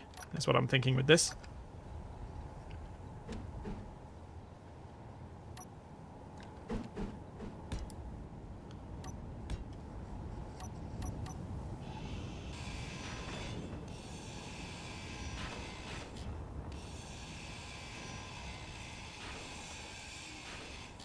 Maybe for all the buildings with turrets have two versions, one broken, one still working.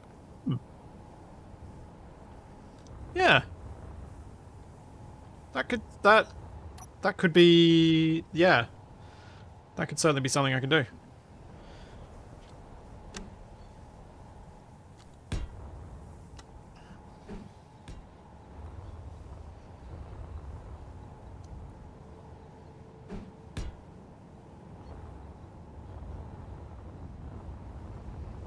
I think that gives enough unique touch to this one.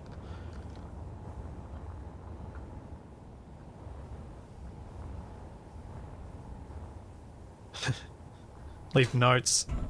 Oasis 3 kilometers north.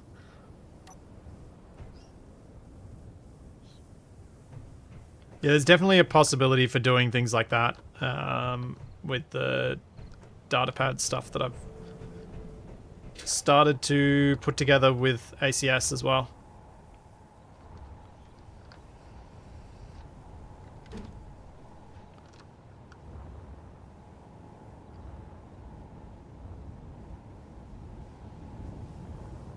Kitchen against the machinery. Yeah, good idea.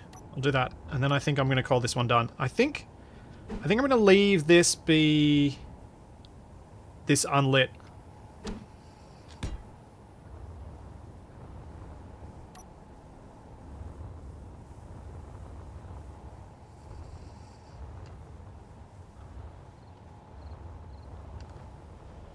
That works.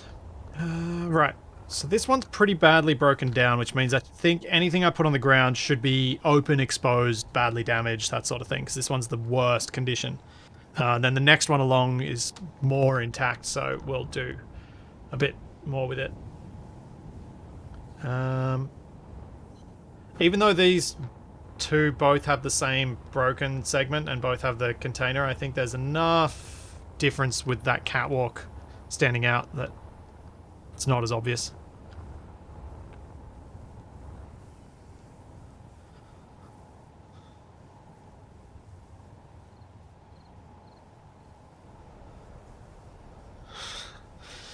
One in 100 chance to have a hangar spawn with an orange engineer corpse with an inventory full of clang cola.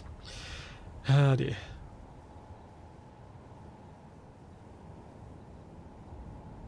Yes, Graz. I really wish that had turned out as I'd planned it rather than what actually happened with the cryopods in wrong way up. That was going to be so good if it had actually worked. Same with my sound mod that turned into static. That was really annoying too. Oh well, that's what I get for coming up with mods at the last minute. Hmm.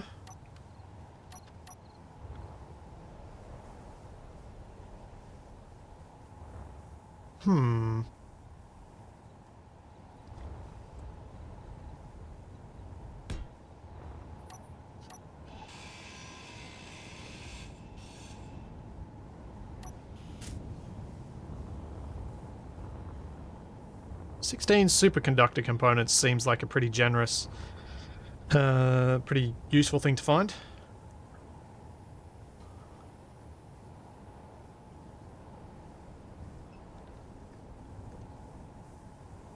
Canada, the dead engineers were, but they weren't meant to be dead.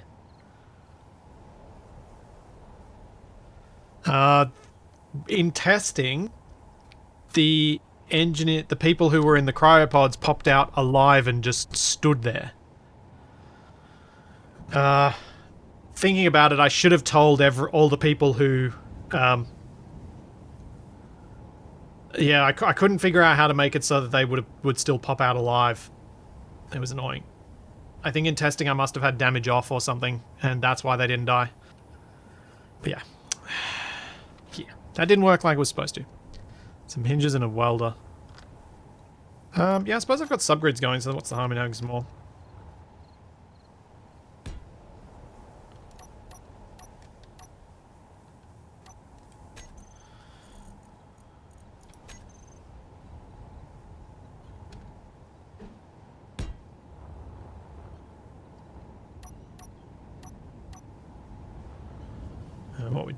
What I do want to do is make sure all of these are hinge locked.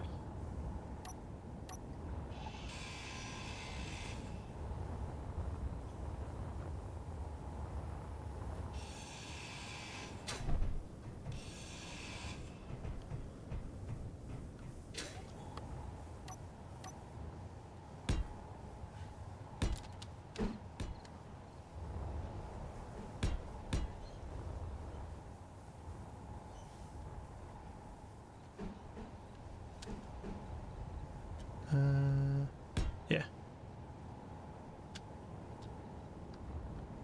And if I grind that one down a bit, I can get it to... There we go. Oops. That is a lot of small steel tubes, but... It's really not that many.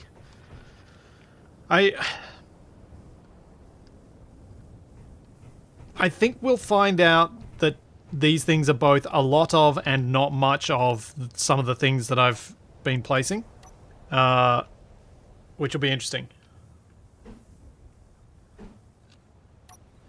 Interesting to discover.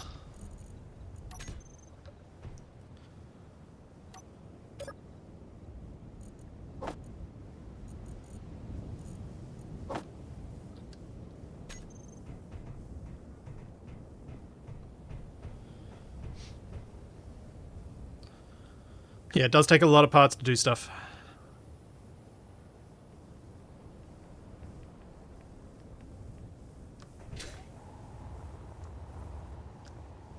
What else can I put in here that's... Maybe I can put a little...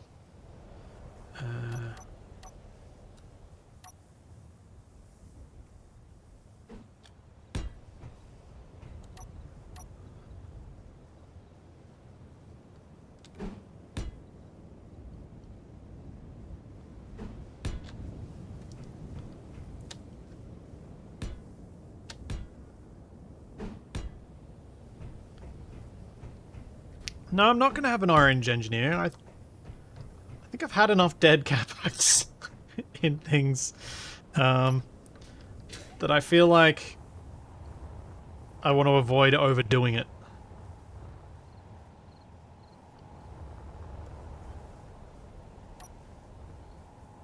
I don't want to put too many of them out there in the world. We've had quite a few.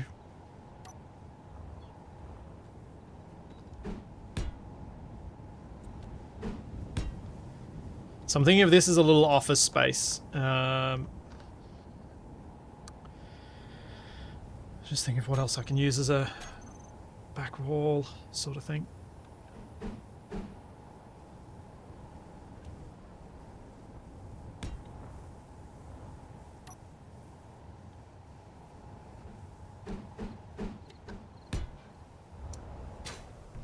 Rusty toilet. Perfect.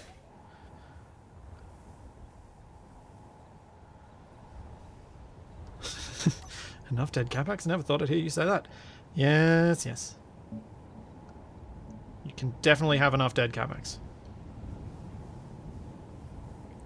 When they start lagging your game, you know you've got enough.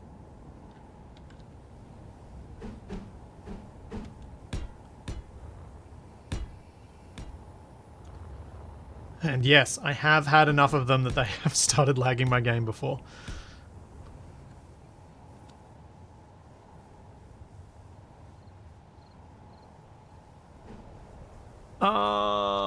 Why, game? Why? I'll just have to do this.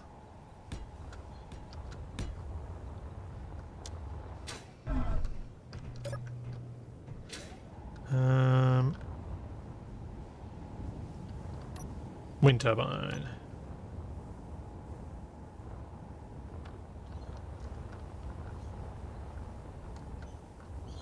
No spot for it. Dang it. Solar panel then.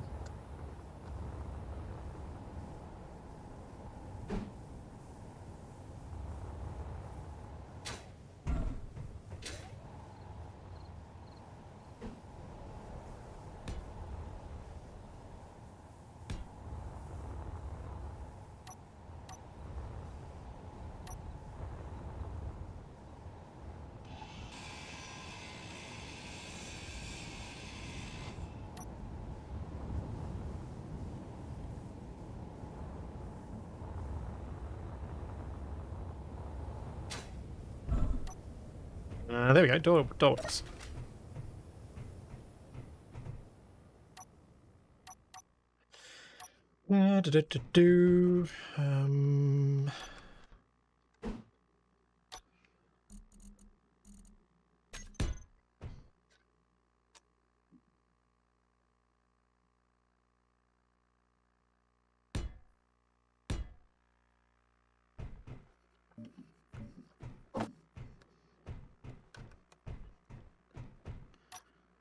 I think that works well enough. This back wall here is pretty hidden, so I'm not too fussed by it being a bit odd. I'll just paint this white as well. I mean, I could paint the whole building this way. Whole little outbuilding. That might actually work better.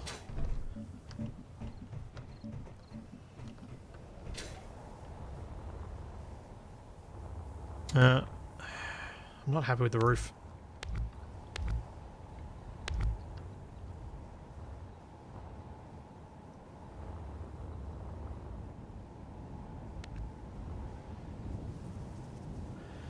I don't want to do a full-on messed up crane sort of thing because the the more subgrids I put in, the more risk I have of things going wrong with the subgrids. So I'm trying to be somewhat limited with how many I put in.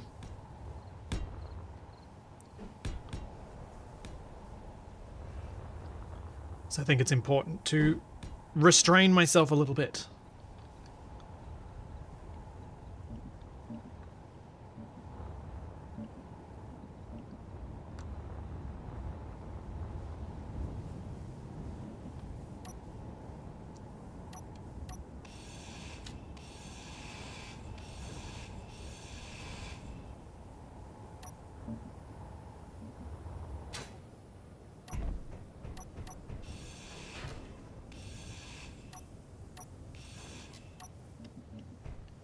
There you go.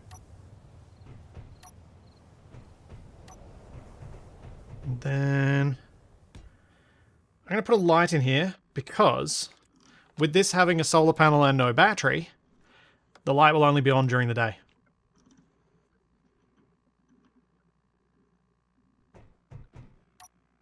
So this light is not going to work most of the time.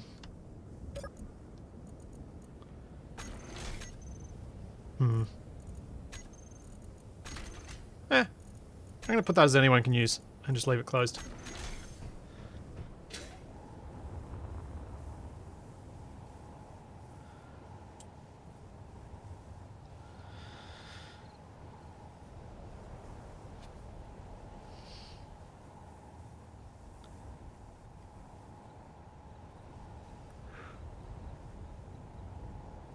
I've done the blinking light on a couple of the sheds, but I think on this one, because this light will turn off in the dark, I'm happy to just leave it on. That's not vanilla lighting, Eisen. I just coloured it and changed the range of it. Talk about.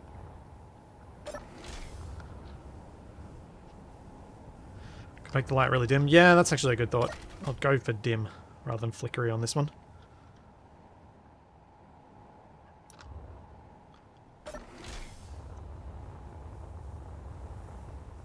Alright, that's 3 of the 4.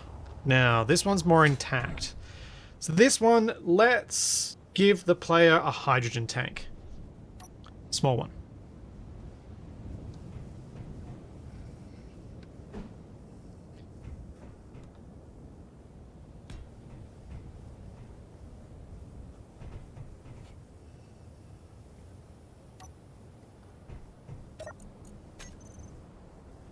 It's 50% full. We can change that a little bit.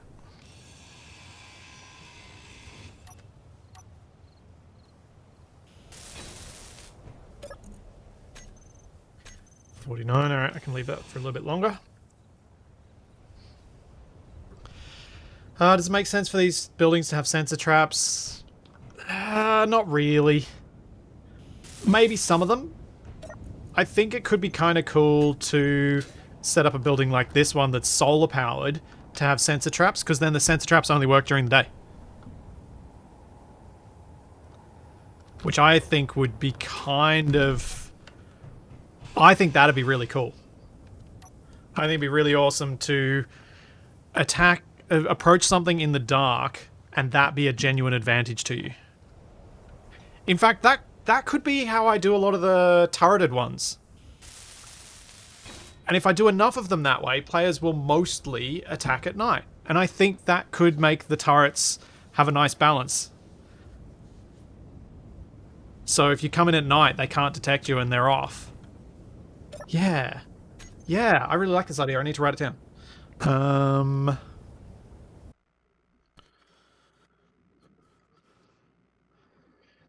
Doop-a-doo-a-doo.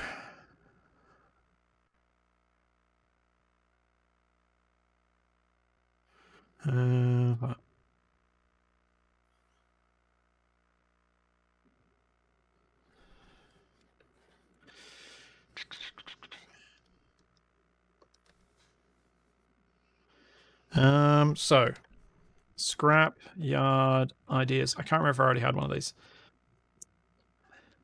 Make defended bases often only solar powered, so they're safe to attack in the dark. Do you know what else could be a really fun way of messing with that? If I use the little batteries and have something on that grid that uses enough power that its power lasts a bit into the night, but not too much. So if you wait long enough, you'll be able to approach it. Pop-out turret trap is... clang bait. Yeah, exactly, Drago. Turret's only powered by solar. I think that has some merit to it. I think that has some really cool opportunities to it.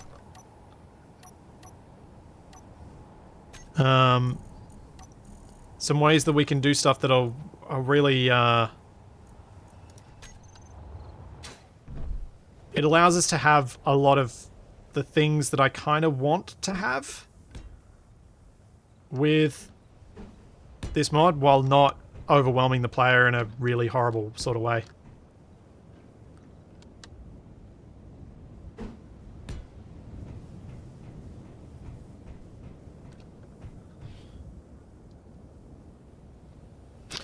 Exactly, Drago. Yeah, if it does give you a daytime attack vector, because you can snipe the solar panels at range. Yes, 100%.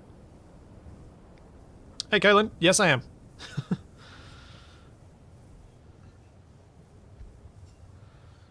Yeah. This is why I like doing these things on stream, because a lot more ideas like this come to mind than they would if I was just doing this on my own.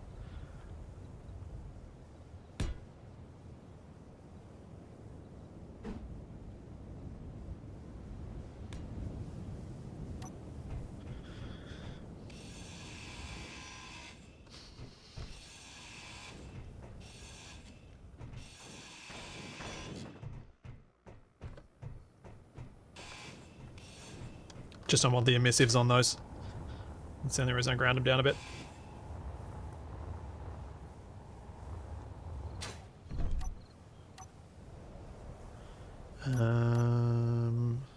These.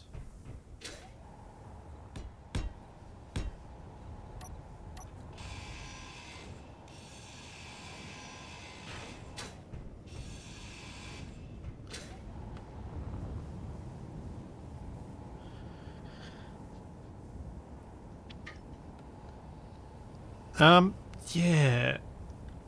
So I'm kind of torn with how to approach stuff in this mod at this stage. Do I want each building to have just one, kind of have one of the major blocks that you want? Or do I sometimes want to give people a jackpot? I think maybe a jackpot's not a bad idea, occasionally. So I could put a hydrogen engine in here.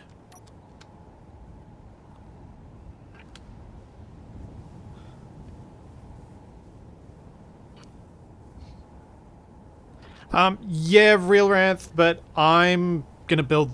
Yes, having batteries only last partway into the night does depend on the player's day-night cycle, but I'd be very surprised if the vast majority of players used anything but 2 hours as their day-night cycle.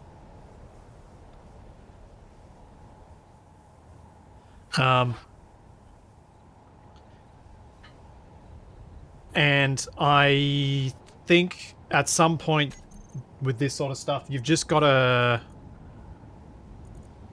pick an assumption, and if people are going to play with a weird game setting, there's nothing you can do about that. You just have to accept that some people are going to have a less than optimal game experience, and it's kind of their own choice if they're going to mess with that stuff.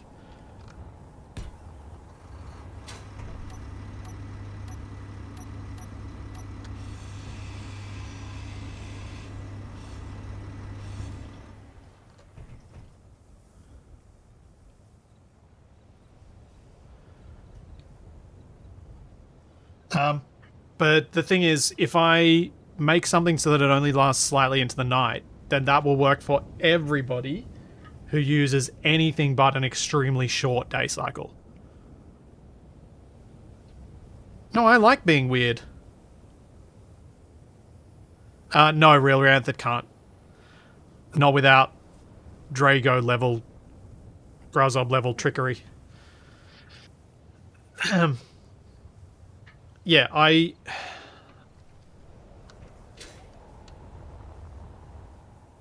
build stuff that I know I can do and leave the very clever mods to the very clever people. That's not my thing. I'm more designer than scripter programmer. I think. I don't think I'll ever be quite capable of doing that stuff. It's a little beyond me. Every time I try, I get frustrated. I just don't get very far.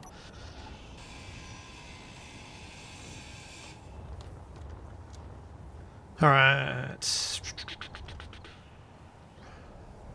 this one has a hydrogen engine.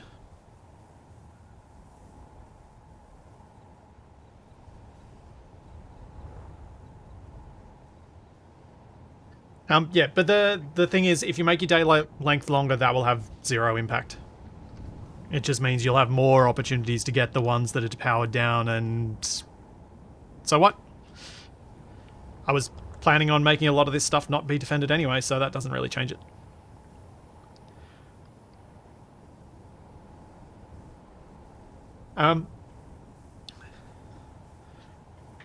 Also, when I say weird, I don't mean weird is bad. I think weird is good a lot of the time.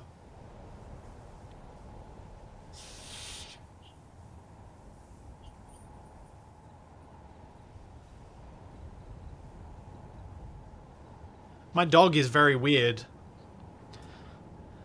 which is what makes her endearing.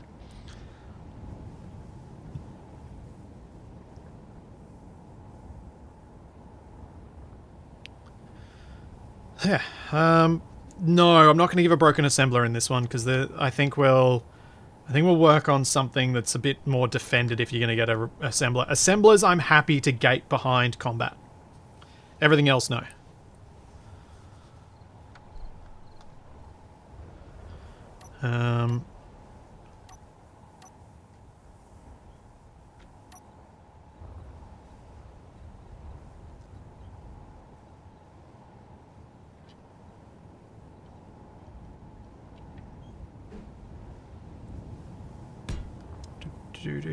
Let's do some things with these.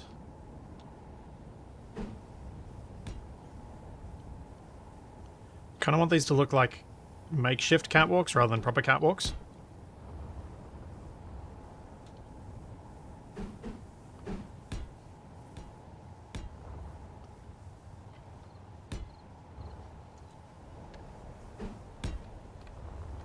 And I'll be grinding these down in a second to make them into scaffoldy looking things.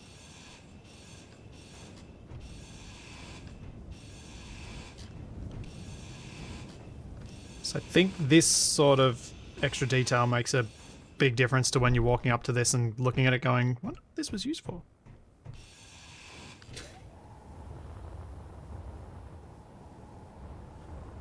It also breaks up the blockiness of it a bit.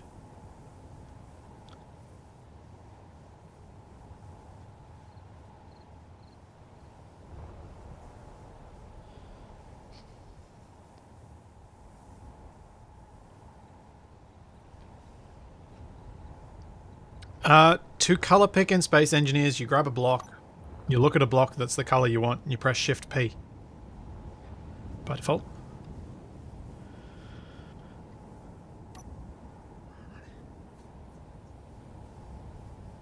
Oh, I missed one. Alright, what can I flesh this space out with? Kind of got stuff over there, but I want to have a bit more on the floor around the place.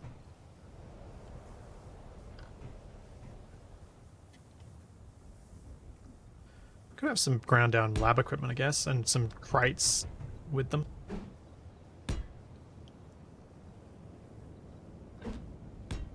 Some rusted out bits.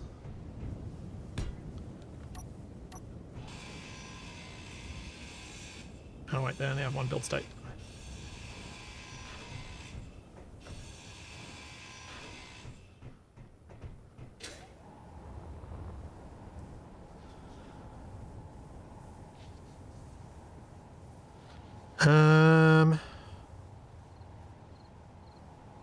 No, I don't want to give a large hydro tank because I'm giving a small hydro tank with some fuel in it for this one. I feel like that's more than I want at this stage of the mod.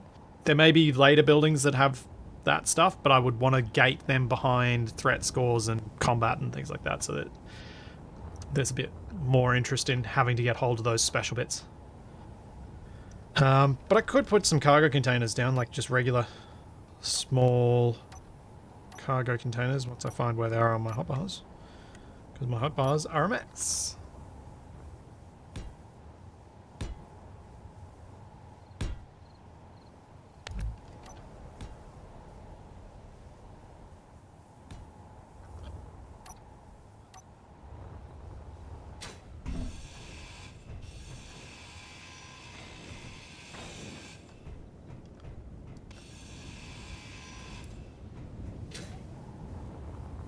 There we go.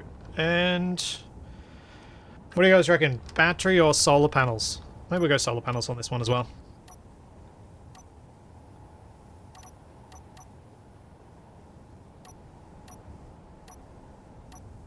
Where have I got... There.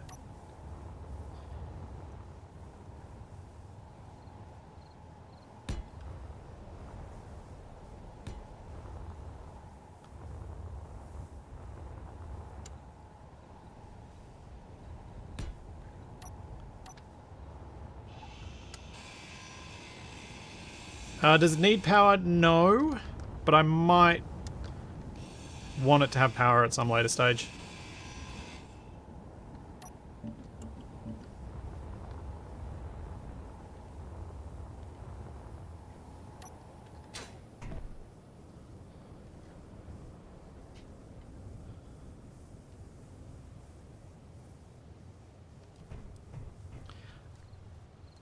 So the bunkers mod is separate with ACS because it does voxel modifications. For performance reasons, I was always planning on keeping that one separate because some people having those voxel modifications built up in the world was always going to be an issue. So that's why bunkers is separate to the rest of ACS.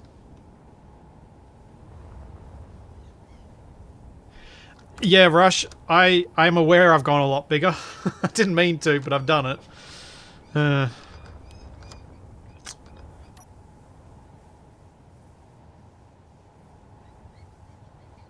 What can I put on the ground is just a bit of scrap. I want something to break up this surface.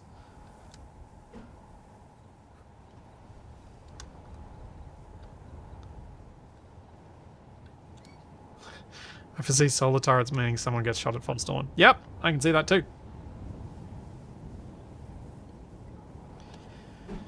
Yeah, I can't really do... I don't really want to do a small grid thing if I don't have... If it's not like... I think maybe if I just put down...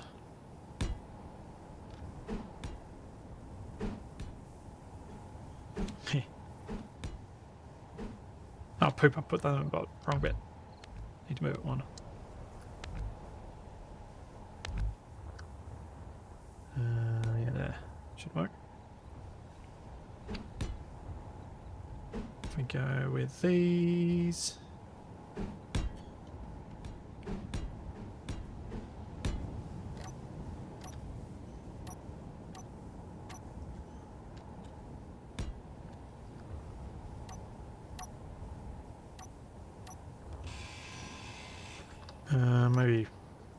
Maybe I will pop that out.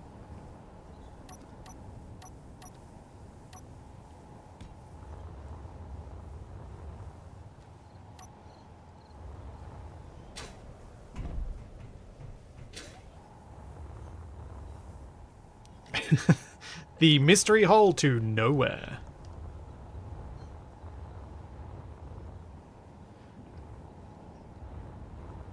Doesn't quite work like I was thinking it. This is too thick. So maybe we go with... Where's catwalk? Where to have my catwalk?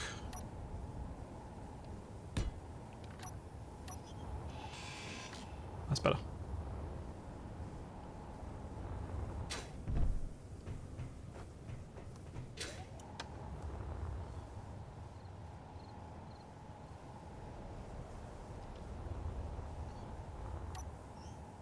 I think also...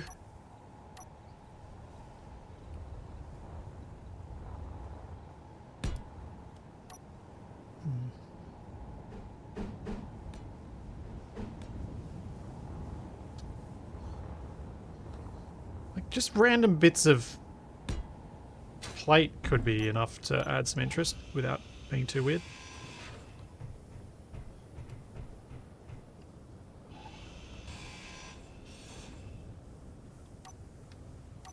Oh, hang on. Oops. Didn't mean to press Windows key. That.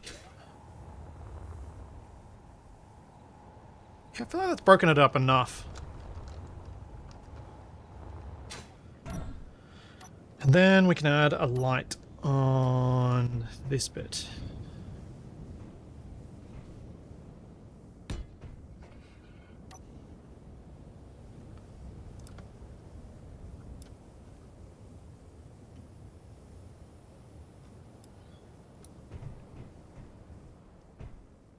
Cool.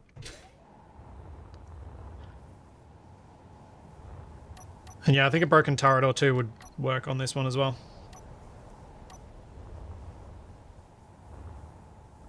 Maybe a broken Gatling turret.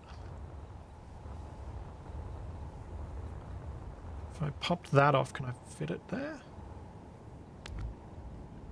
No, not enough space.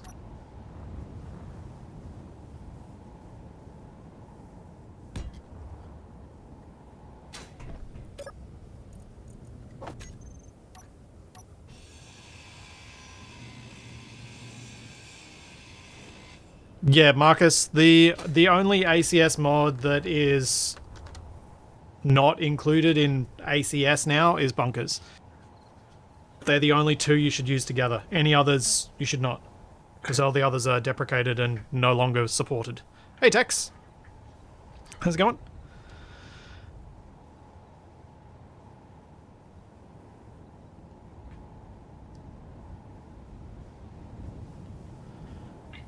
For this mod, I do wonder whether we could do some bunkers style builds in the future.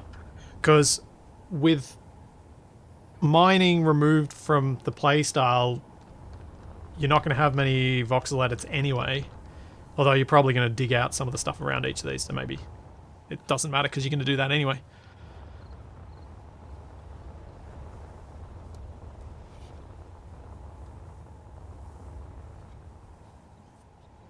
Cool. I think that's those four. I think I'm happy with those.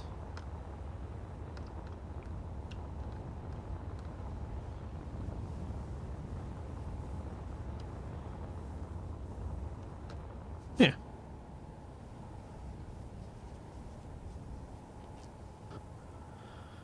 Yeah.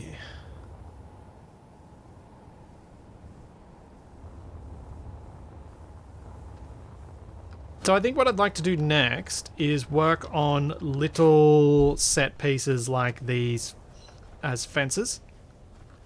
So the idea is when one of these towers spawns in, it'll spawn nearby a bunch of different vaguely rural looking things,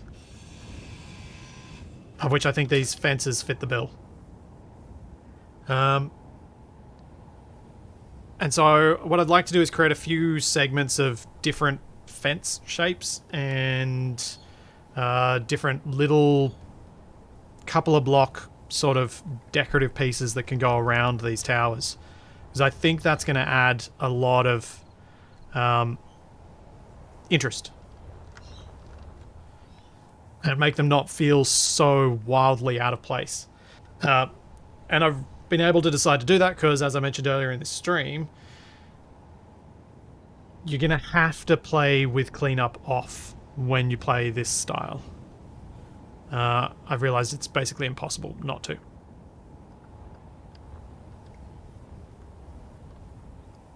Which means it gives me more freedom in how I design stuff, which is great.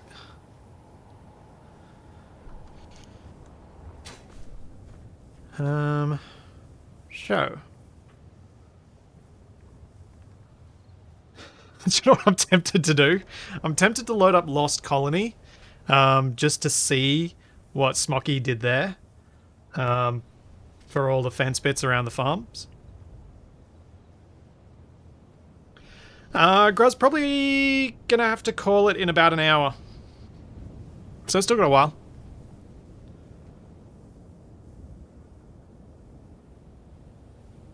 Yeah, let's...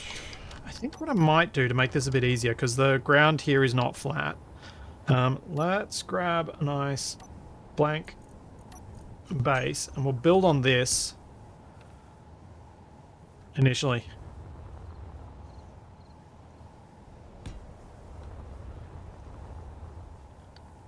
And hope that the pieces I actually manage to stick them together properly and not rely on the floor.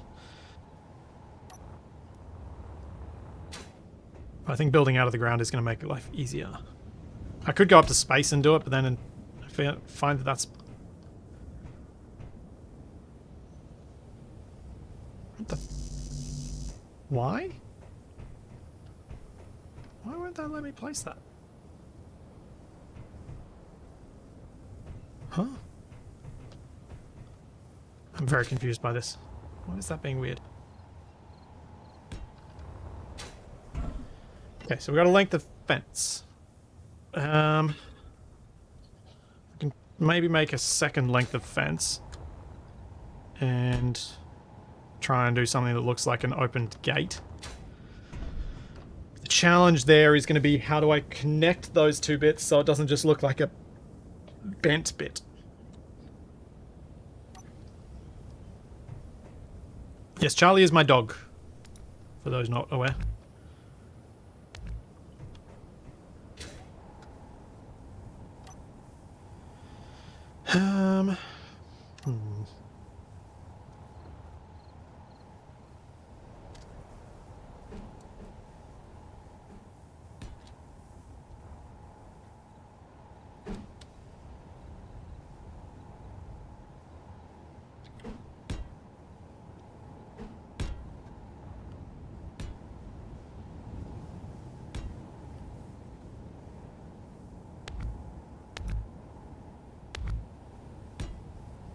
Just want to see how it looks at this scale, if it ends up being too big.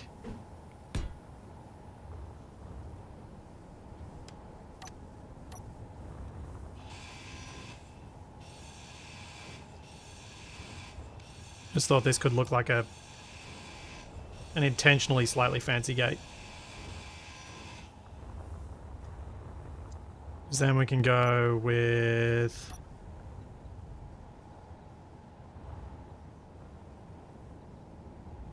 Where are you? No. I think that one. Yeah.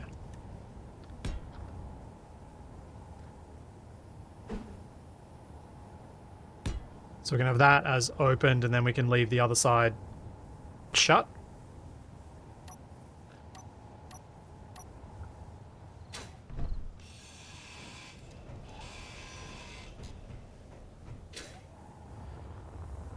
That doesn't look too weird.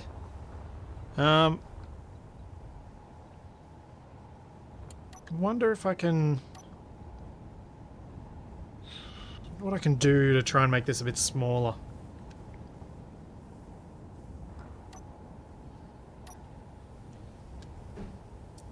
Yeah, these don't have attachments on the corners, so that won't work. I think railings will look weird with their posts that go down.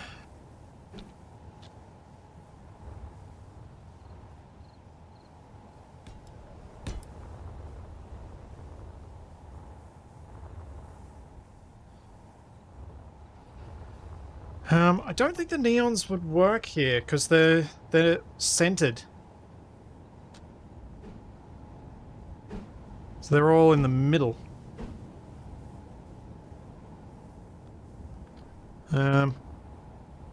Which then would not come off a post on these side fence sections.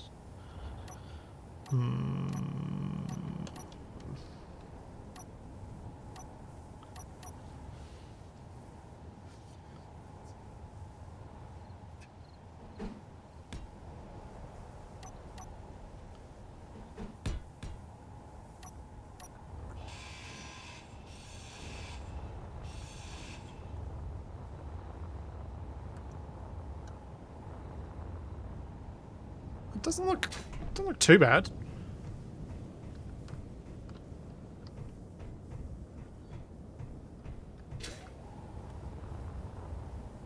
Could be better, could be worse.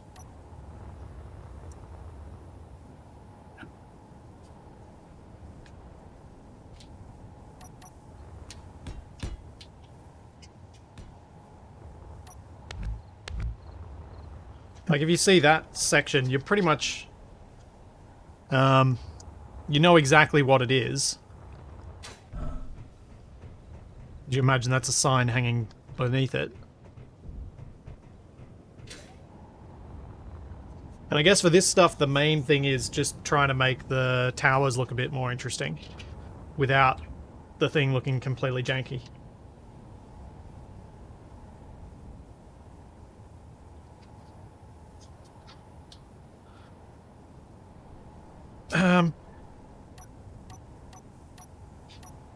There aren't I don't think the half windows would help here. I can't remember what their build state looks like. Yeah, I don't think that... No, that doesn't work.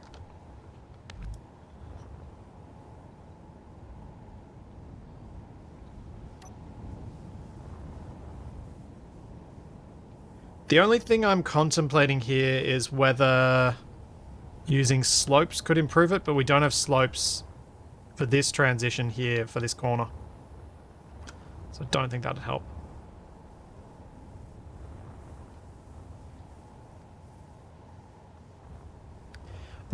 So the reason for this frame over the gate is that we need something to connect this side to this side. And I don't want it to be something necessarily underground, because that ends up making this much, much, much bigger.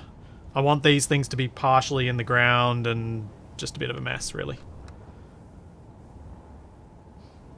I may be going too big trying to make a gate, and maybe I should just make segments of fence that we find around the place, which could look better.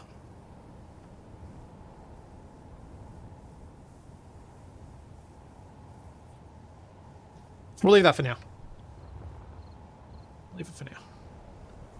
I'm just going to open my window. It's getting quite warm in here.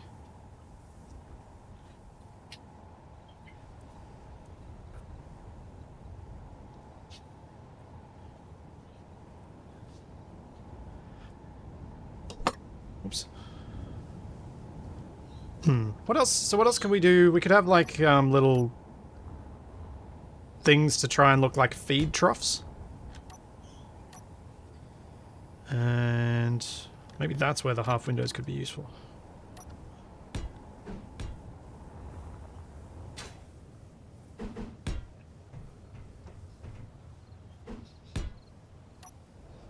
Yeah, water tower as well.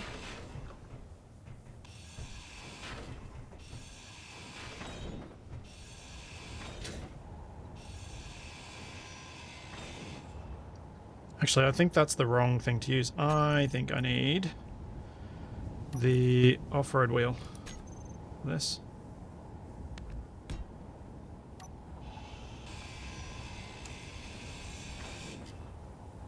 Yeah, that's better.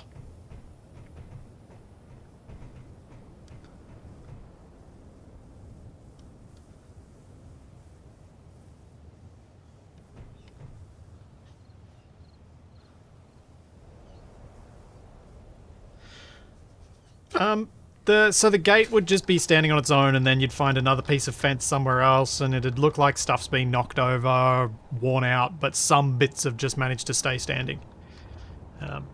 Was the kind of idea I had. A little water tower. What's going to be a good way to do that?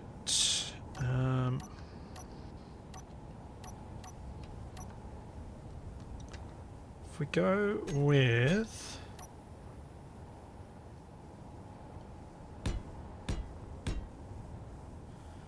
then...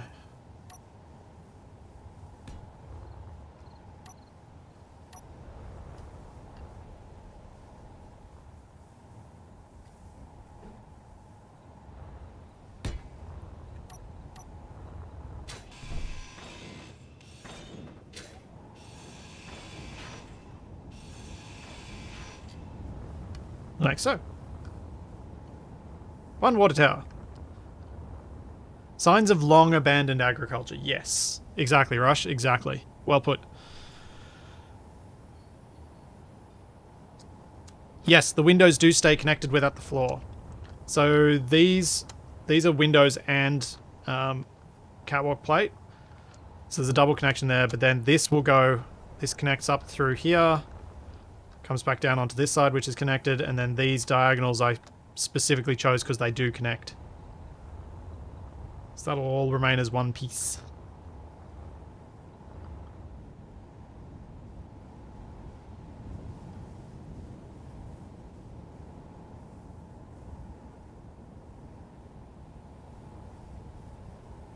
Oh, the windows on the feeding trough? Ooh, good point. They don't. Rats, they don't. Because I was originally using one of these, which the cylindrical columns do have attachment points that they would stick to, but the wheel doesn't. Thank you. So let's do this. Pop that up there. And then we'll just need to use these to fix it.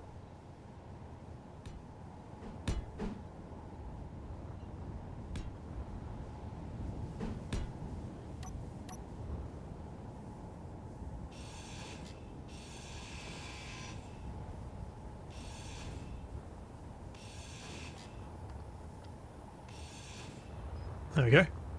Now it will.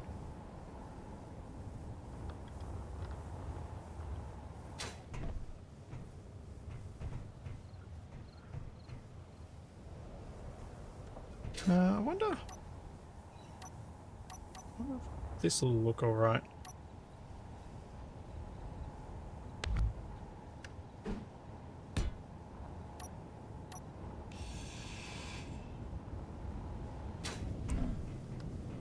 Oh yeah, that works.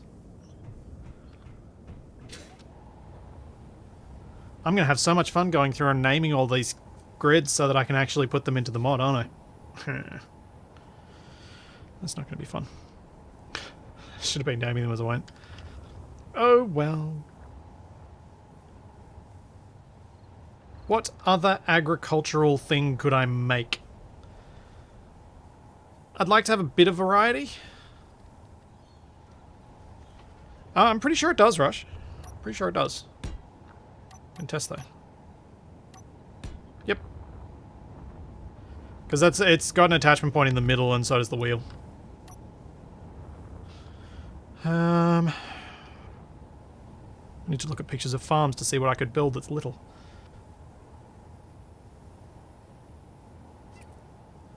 Yeah, could make a little silo.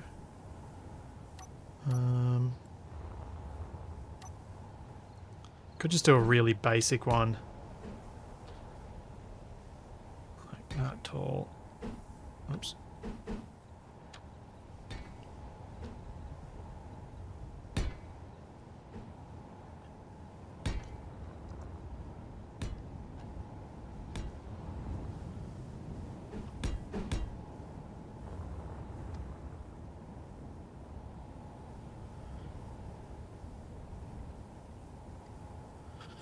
Oh dear.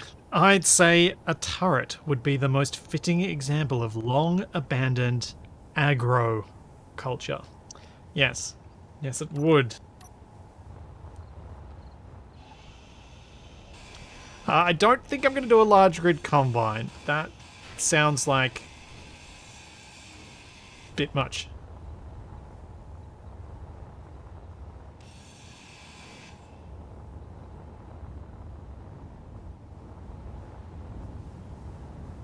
Alright. We have a silo. Lucas! You know why I can't do a small grid combine? This is the feed trough, because this is a style, this is similar to a style that I've seen used on my sister's property. As close as I can think of with the blocks we've got in Space Engineers. These are the windmills that these are going to be placed with. So these turbines are going to spawn with these as spawns that come with them in the area. So that we've got more than just a turbine out in the middle of nowhere. It'll always come with some other decorative bits around it to make it look like it was part of something.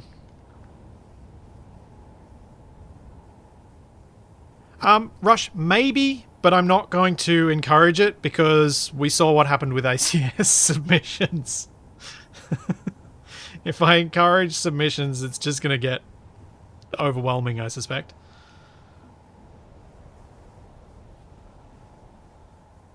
Yeah, and I'd like to work through the ACS submissions more than other things at this stage.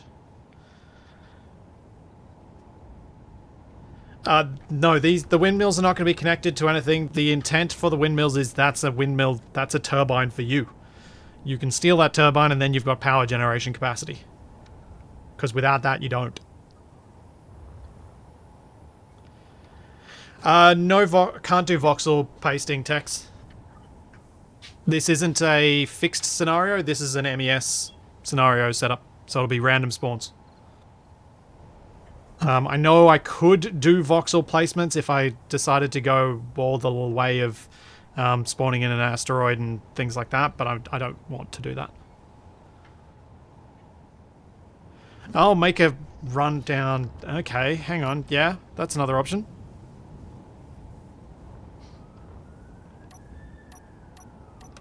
Make a rusted out looking old style bladed. Yeah, okay. Let's see if this works.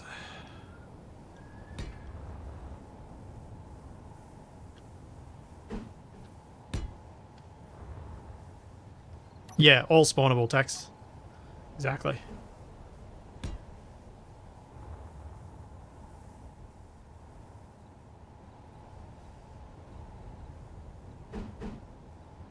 Lucas, that would be pretty cool if we had the ability to tell MES to spawn a specific texture. Because then you could control, then instead of having to... But I mean, you've already got the system where we can choose what voxels a certain thing can spawn on. But it would be kind of cool if you could paint them as well.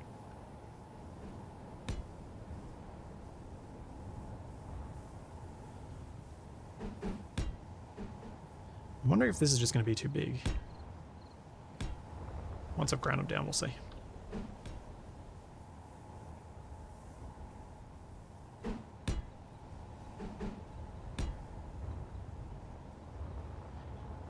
Yeah, there's no way to do base of blade thinner without it having a stepped appearance. So I think it's better for it to be all the same than to do that. What am I... I hate it when I'm diagonal to something. Rotation's always confusing. Wait, what have I done? Did I change? Change blocks. Went the wrong way.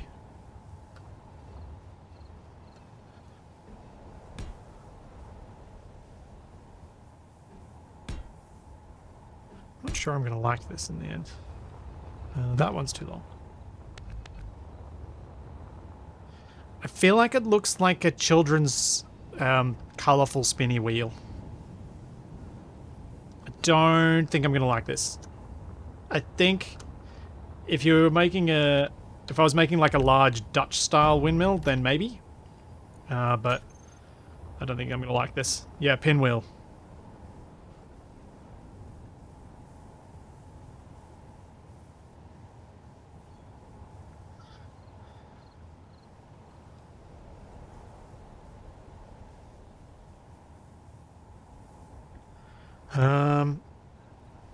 Necrovore, you could get lucky enough with the spawns that you could embed these in the ground, the planters in the ground enough that the plants just stick up. However, a lot of the time that won't be the case.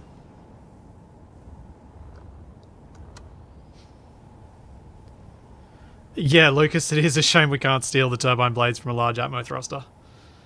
It is indeed. I just feel like I want one more type of building to go with these turbines. Just one more style of thing. And it needs to be something made out of large grid blocks.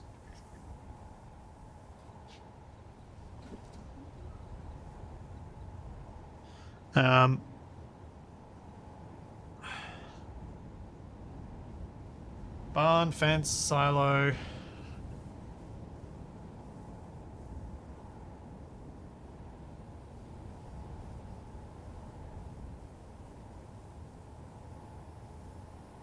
Oh, I know. A crush. We can do a crush. Probably. With catwalks and stuff, maybe.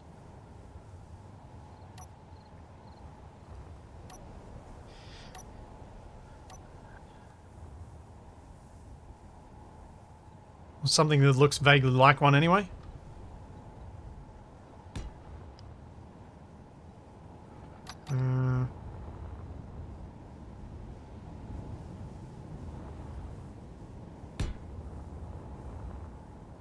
So, basically a thing that's used for loading livestock onto trucks. That's what I'm talking about.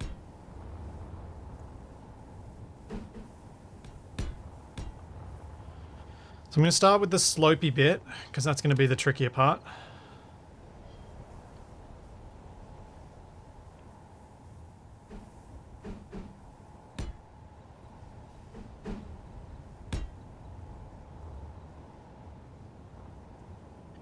Yeah, the windows would work for some of it, yes, that's true.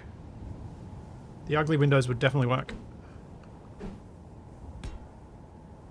I don't hate them, I just think they're ugly. You can like something that's ugly.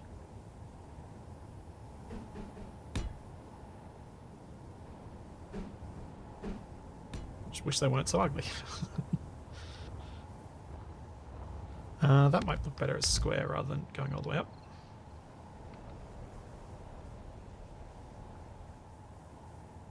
Even though it's probably more accurate if it goes all the way up.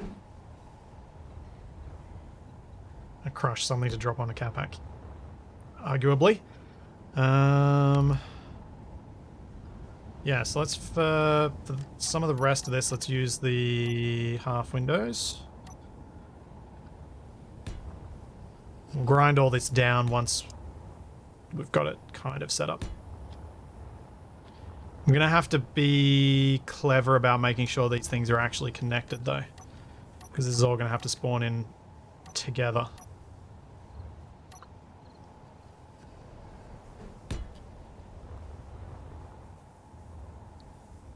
Yep, crush also used for dehorning, dipping, tagging, branding, castration, vet checks, all those things, yes.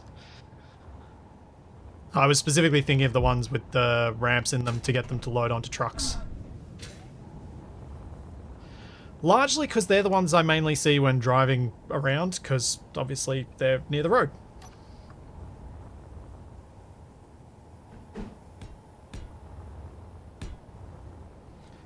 And I wish I knew more about livestock farming so I could make this more believable, but I think we'll just go for looks the part rather than would actually work in this case.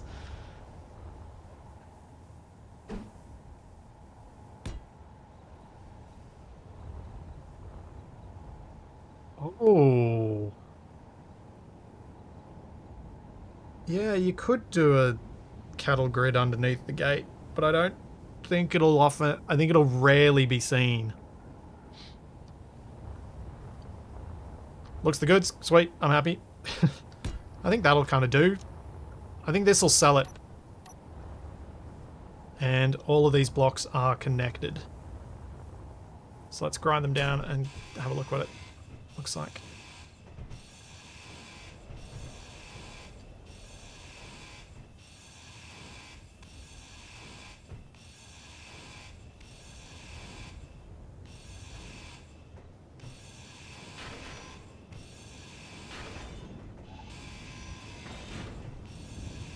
I may replace these half windows, I'm not sure. I think they kind of work though.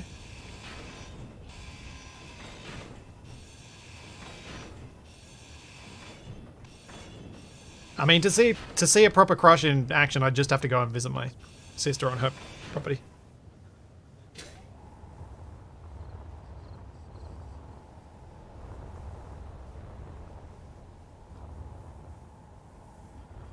The ramp should be corrugated, not ground down.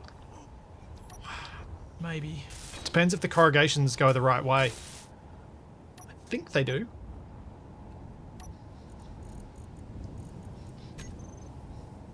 Where's the colour I want? I want the one from the shed. Yeah, it looks like they should go the right way.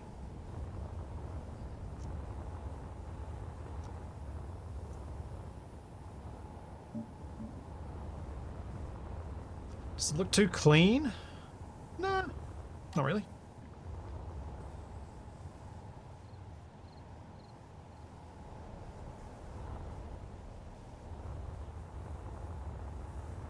Yeah, I think that's enough.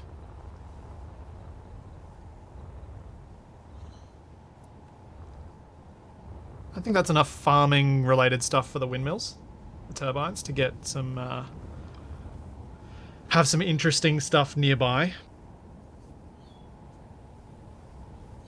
Yeah.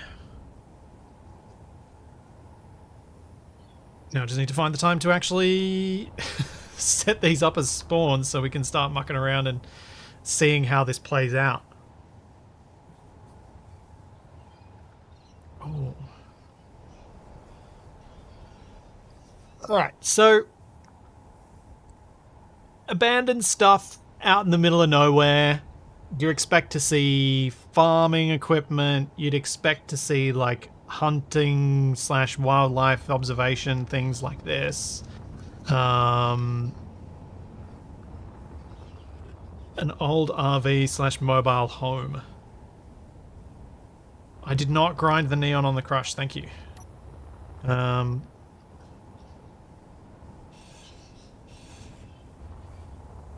Could I do a mobile home? I think that'd have to be done all right. I think I'd need to go small grid.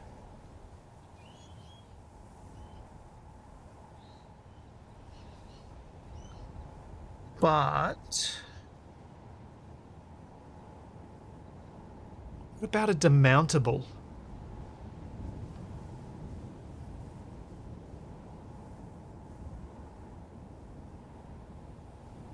A demountable could work.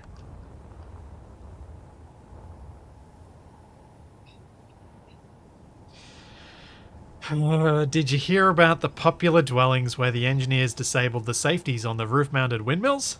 They started small at first, but eventually they took off. Yeah, Eisen, I was thinking of the taco truck, and that only really works because it's small grid. But I wonder if a demountable could work. I'm presuming that's a term for such buildings that is more common. That's common outside of Australia. Oh no, a demountable won't work. Because the issue with the demountable is you'd want to have the legs going right up to the bottom of it. And as soon as you do that, the base of it becomes the internal space, which means you don't have anywhere to put decorative blocks.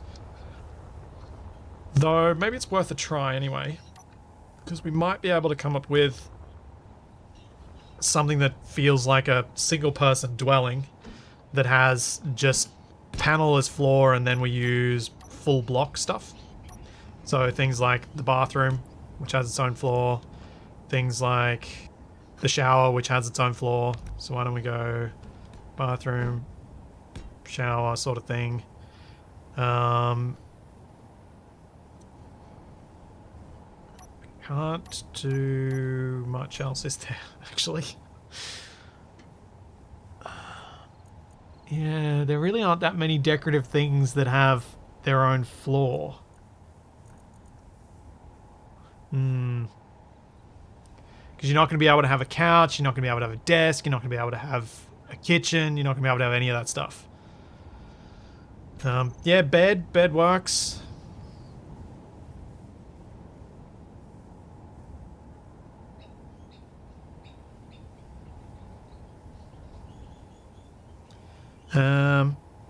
But yeah, there's not a lot else.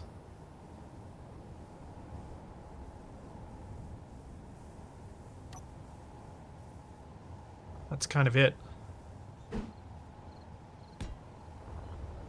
Demountables. Let me...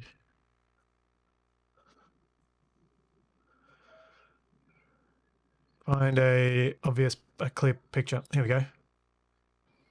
Those are demountables. Sort of temporary structures you see on construction sites.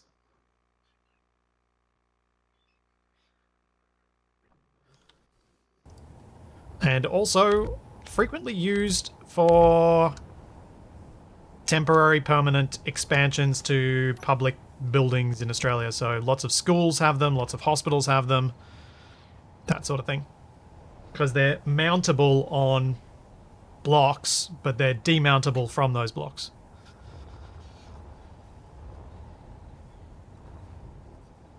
They are a bit different to trailers because they're not trailers or mobile homes. They're quite different because they can actually be...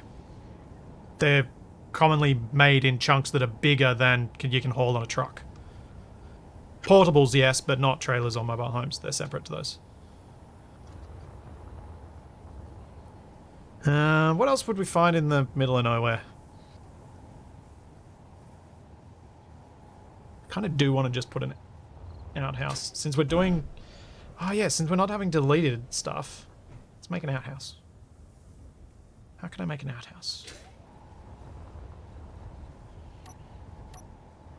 I'm aware mobile homes are rarely very mobile, but they are more mobile than that. Well, I've got these as sheds, so these sheds can also be spawned with the turbines. So I don't necessarily have to make it so you just get a shed and nothing else around it. The sheds are also going to spawn with this sort of decorative thing around them and sometimes turbines. And I'm going to mess with things to make it so there's a bit of randomness in how that all plays out.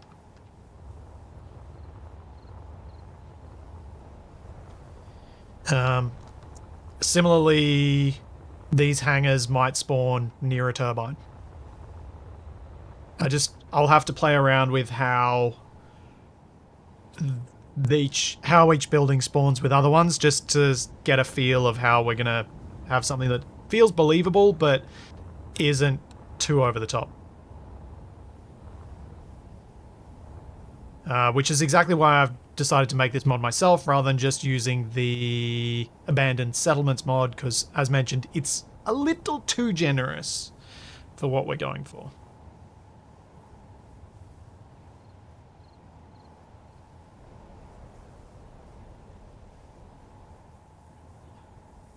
I would say a cattle skull found in the middle of nowhere, but that isn't exactly a block option. No.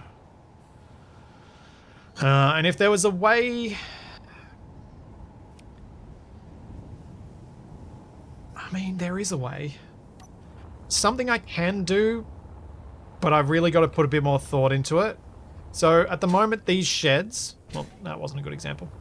At the moment, these sheds are how you're going to get access to a lot of the small grid blocks to build your rovers out of.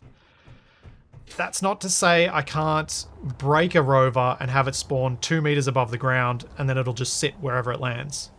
And you find that.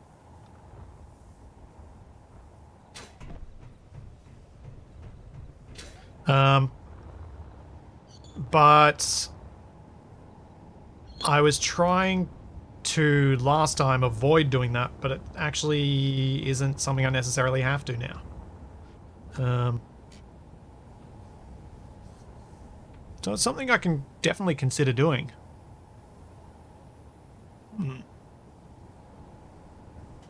It'll open up a lot of options.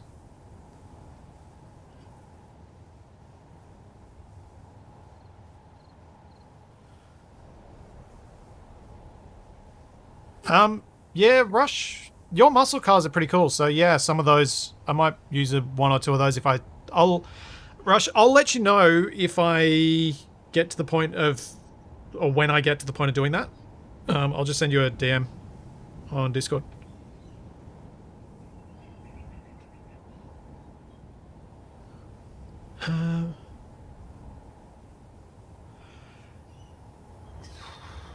That is a good thought. I wouldn't like these to go all Leaning Tower of Pisa on us, but what I wouldn't mind is this. So we have tower, and beside it, broken. Oh wait, let's not do it that way. Broken. With. Is it going to let me place this turbine? I don't know if it will. No. Doesn't like burying it in the sand. So let's do this.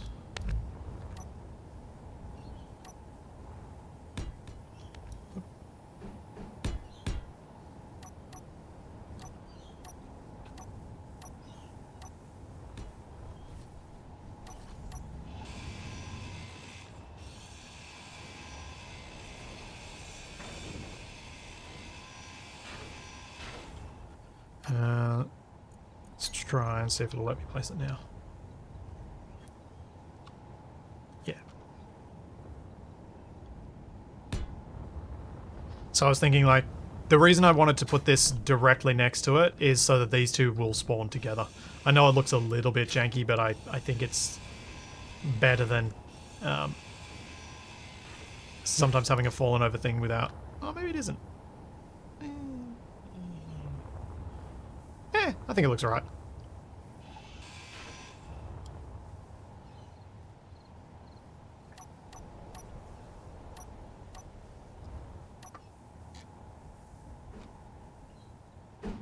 Oh. Well, that ruins that plan. What I was thinking of doing was having something like this going up and just being rusted out. Just so it doesn't have just that square top on it.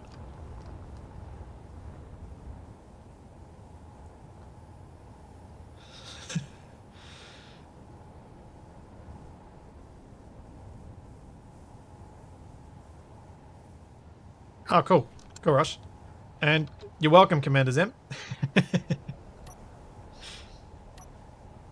What can I do?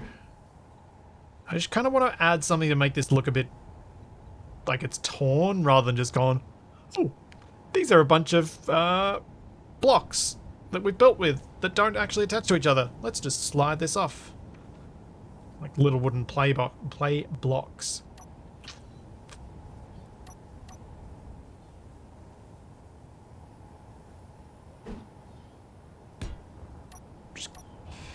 This is totally unrelated. I just wanted to remember what the build state for the spotlight was like. Oh, wonder how this looks. Does not look like it has bent. That does not sell bent in any way. Use another neon to separate the fallen bit. Maybe I can? I'm not sure.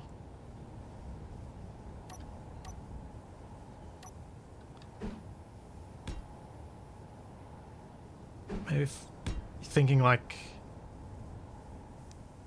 It has to be like that, because...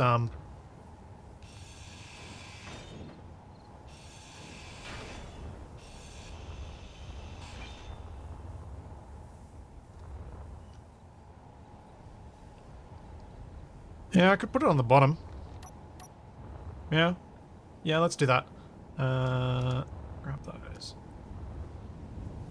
Get rid of that.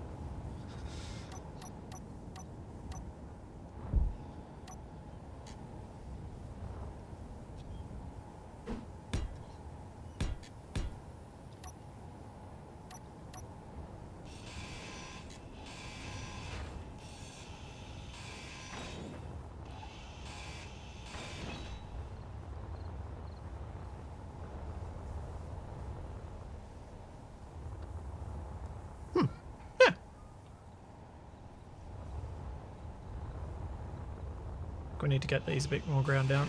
I don't think they're build statey enough.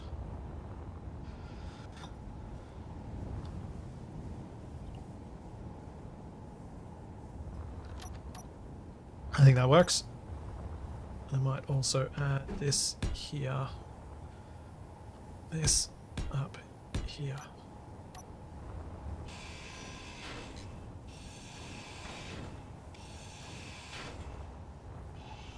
Just for that bit of extra detail on the side.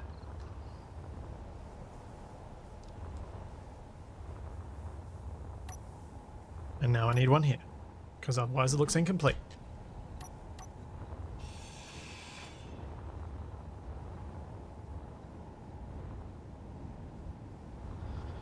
Oh, all right. There you go. Now the pieces line up.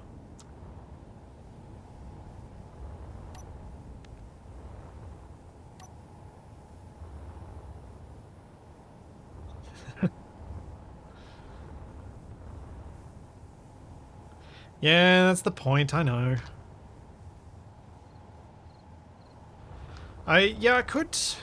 I was tossing up putting the neons on all sides and having another one that goes up high like that. But I'm worried that's just going to do a bit, that's going to overdo it.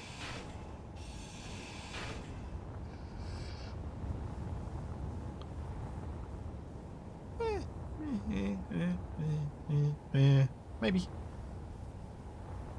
I'll leave it for now.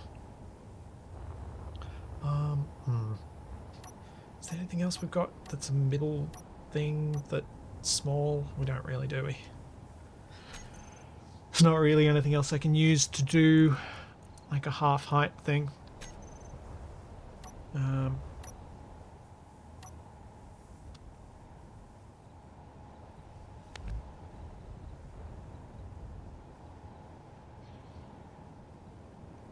Yeah. Yeah. I think I'll just leave it at 1.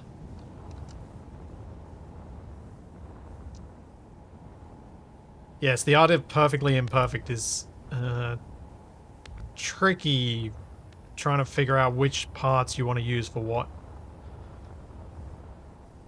Which parts make sense for what.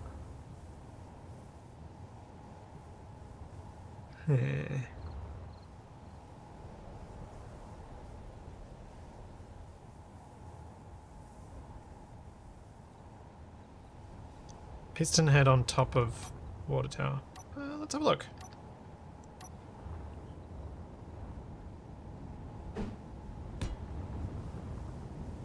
Oh yeah, yeah. That's a good addition. I like it.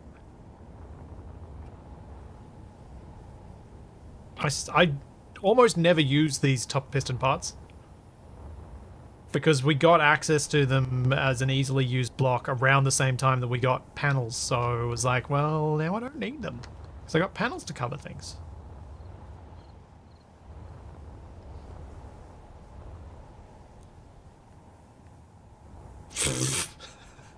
Water in water tower. Get out of here, Kaylin. This is Space Engineers. We don't need no water.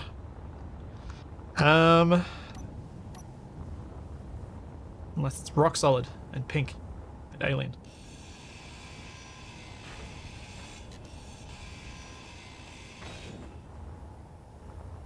I feel weird with these being solid down the bottom.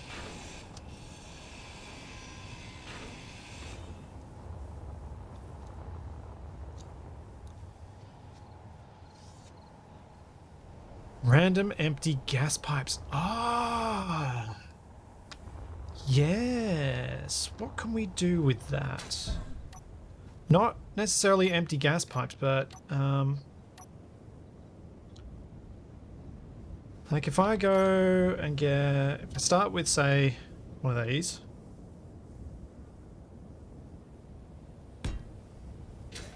Maybe go up 2 blocks.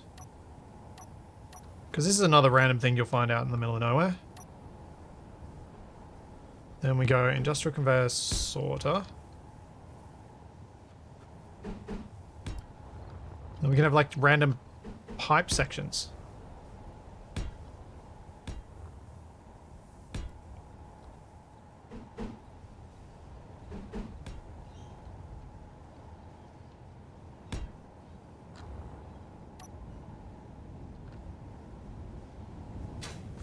Miss the old build states of blocks with the welds. I'm struggling to think what you're talking about, Milram. I'm lacking. Oh, I think I know which ones you're talking about. Like the really, really old ones. Is that what you're talking about? Like the super, like DirectX 9 early days ones.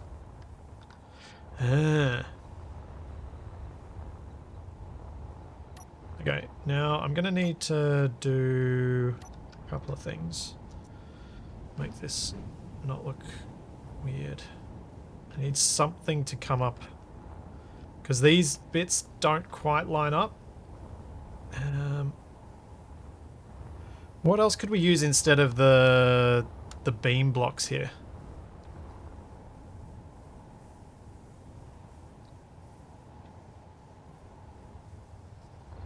Beam end, yeah. Could use the beam end. Let's see what it looks like. I don't tend to use the beam ends as much as I could because of the way they only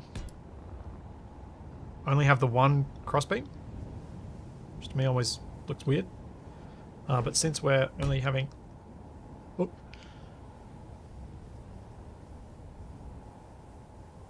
Sneezy. Since we're only having 2 blocks, it doesn't matter, I can use them.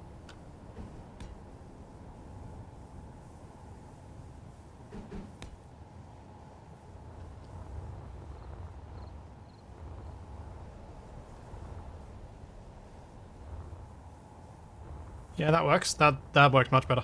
Now I can do things like this as well.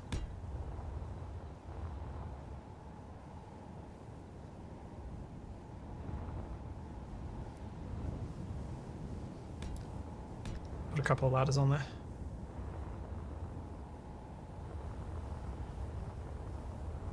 I think, given the limitations we're working with, pushing this further by trying to add more is actually possibly going to make this worse rather than better. Trying to make the transition between the beams and the pipes look neater, I think, would be too much.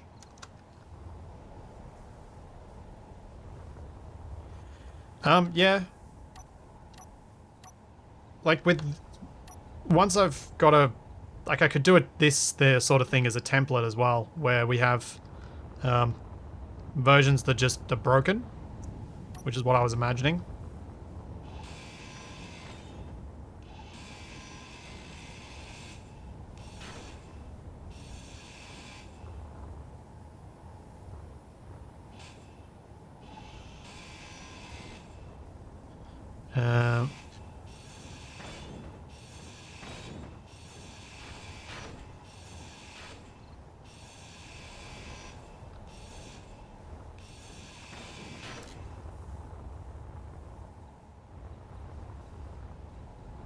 See you, Tex.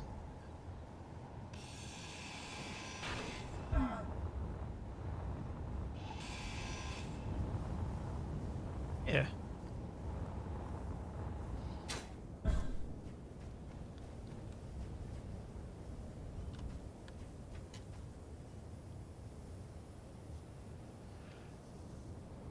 Maybe a catwalk that runs up along the side of the pipe, or maybe on top. Yeah, maybe that would work better. Maybe we get rid of the ladders. We do something a little different. And go with...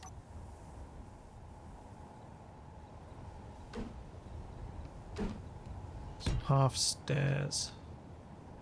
That I'm going to have to figure out how I do the connection with, but we'll deal with that in a minute. Also have to do that connection. Because, yeah, half stairs running along this, I think, could look really cool. So this connection, I think, is going to look best if we use this as a technique.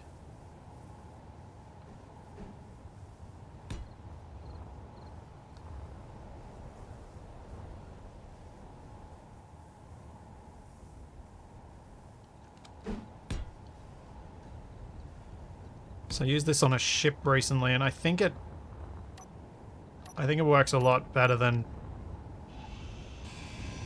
other things because it kind of integrates it quite nicely. See, the lights are not a great option here because they're full width and this is half. So I'm going to have to get creative with the other end. But I think that looks better than the ladders. I think that works quite well.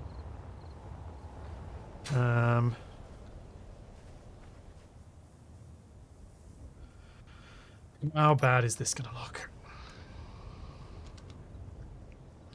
Where is it? Not that one. We do that, and I grind it down.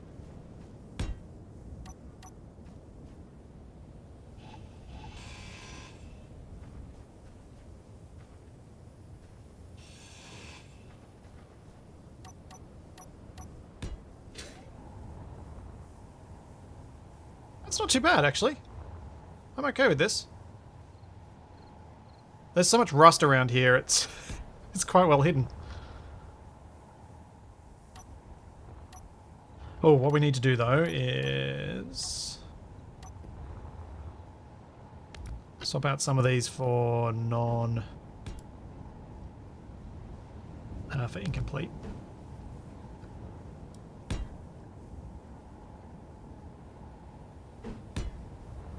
Some of the railings are missing.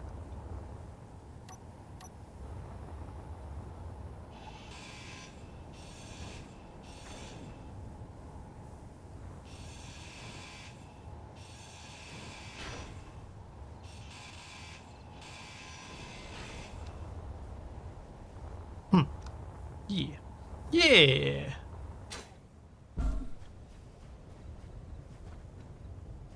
Kind of want to just make this rusty because the other bits are.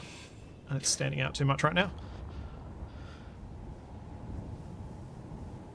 I like that. That's something a bit different. You'll find a few motors, a few small steel tubes, which are useful bits for you to collect. Those, I reckon, can be spawns that just happen completely on their own. Yeah, I could totally make variants on this as well, quite quickly, that have, like, different stages of the catwalks. As you're saying, one hanging down like it's broken. So instead of that one being there, you go with it being here.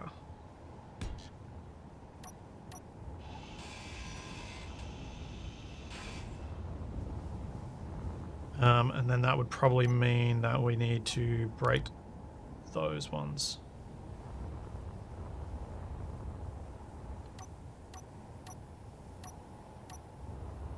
For this, we could even grind these down a bit more. So it's a bit different again. Hey, Living Lumber. If you had the pipes complete a loop underground, would they be green if welded up?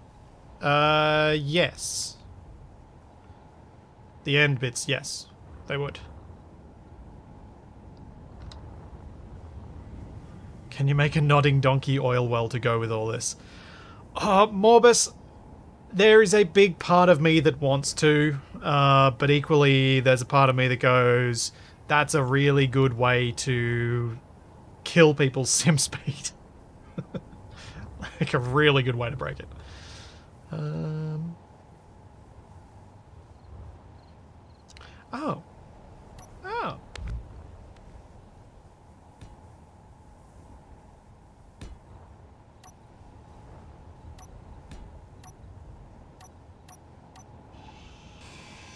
It just has to make sure it doesn't spawn out of the ground.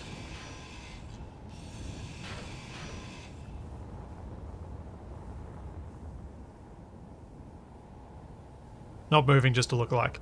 I don't know that I'd be able to resist making it move. I think I'd want to try. There we go. This collection of stuff is growing quite nicely. Let's get rid of this floor bit here. We've got our little starter rover. Let's move these turbines a bit. Rearrange them. Give myself some space to put some of these down because I kind of want to keep all of this organized in some way.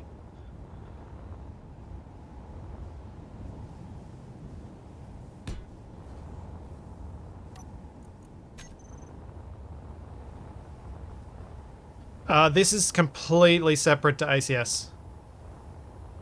Compatible, it'll be compatible with, but completely separate.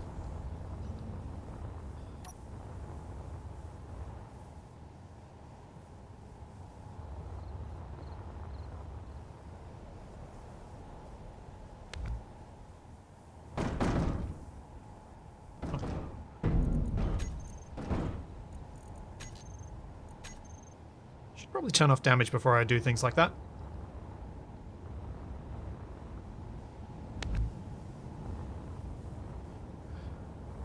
A seized oil well. Gently smoking under the noonday sun.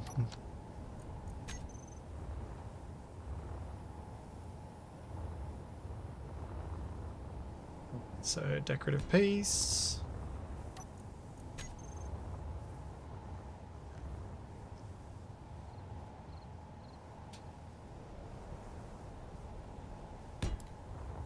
Just want to kind of have these in some sort of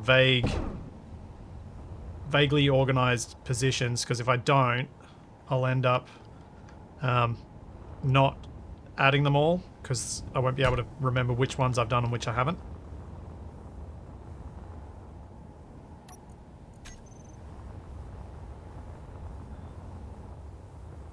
All fallen overlooked, cool. I guess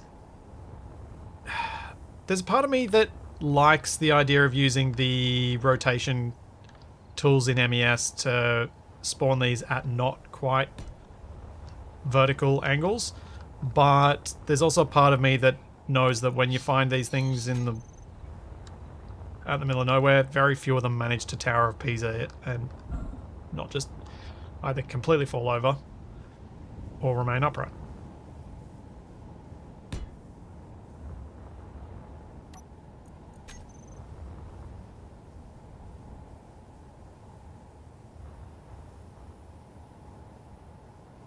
At least we know all these are single grids now.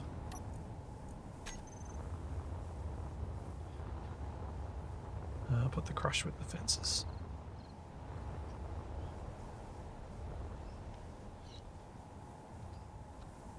Just going to put the crush in the ground so that we can get a bit of a taste of how to look if it spawns in correctly. Yeah, I think that works well enough. Within the limits of what we can do, I think that's pretty good.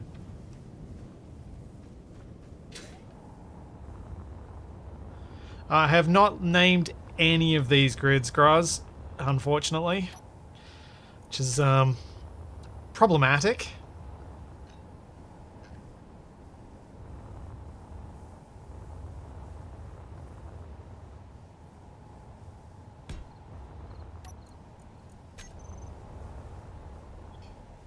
Yeah. Getting a moderately sized collection going here.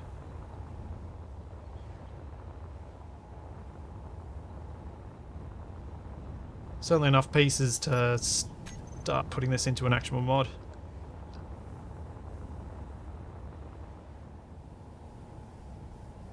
Wonder if the naming can be done via a mod. It shouldn't be too hard for me to name them. It would be nice though. Actually, is it a thing? Do you know what would be really nice? If you could rename stuff from the entity list. That would be awesome. You can click on it, click a rename button, rename it. If someone made that mod, that would be incredibly useful for creative, but probably incredibly useful for server admins. To be able to rename stuff.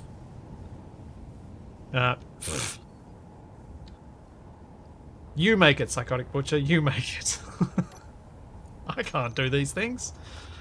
I say things that would be cool. If people can make it, awesome. If they can't make it, oh well.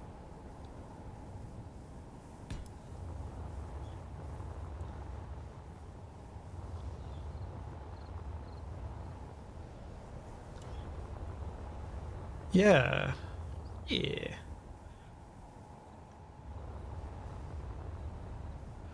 Cool. Well, I should probably wrap up here so I can go take Charlie to the vet and get her stitches taken out.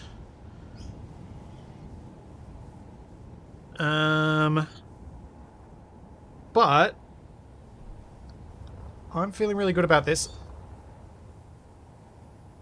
I will hopefully... Well, I'll be back with some more Scavenger Hunt on Saturday.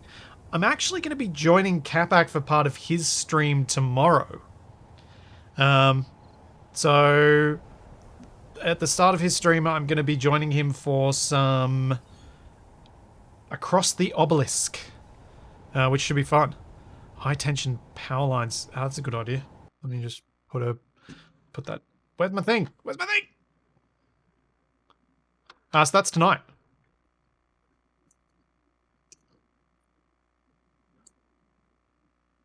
Well, the power poles for high tension power lines. I wonder what we can do with that. Yeah. So I'll be back later tonight on Capac's channel, joining him for some stuff, and then he'll do some solo stuff after I decide it's too late and I want to go to bed, so that I can do some work tomorrow as well. But other than that, be back on some Scavenger Hunt. Monday, I'm not going to be around for 7 Days to Die on Monday, so I might well get up early and do like a super long stream day on Tuesday. I have a friend visiting from the States who'll be staying here on Sunday night, so I won't be able to do my Monday morning stream. So I think I'll do it on Tuesday morning, which is the 7 Days to Die one over on Flipsy. So there's all that, and plenty more to come, and I'll see you then. Thanks for coming, everybody. That was the wrong key.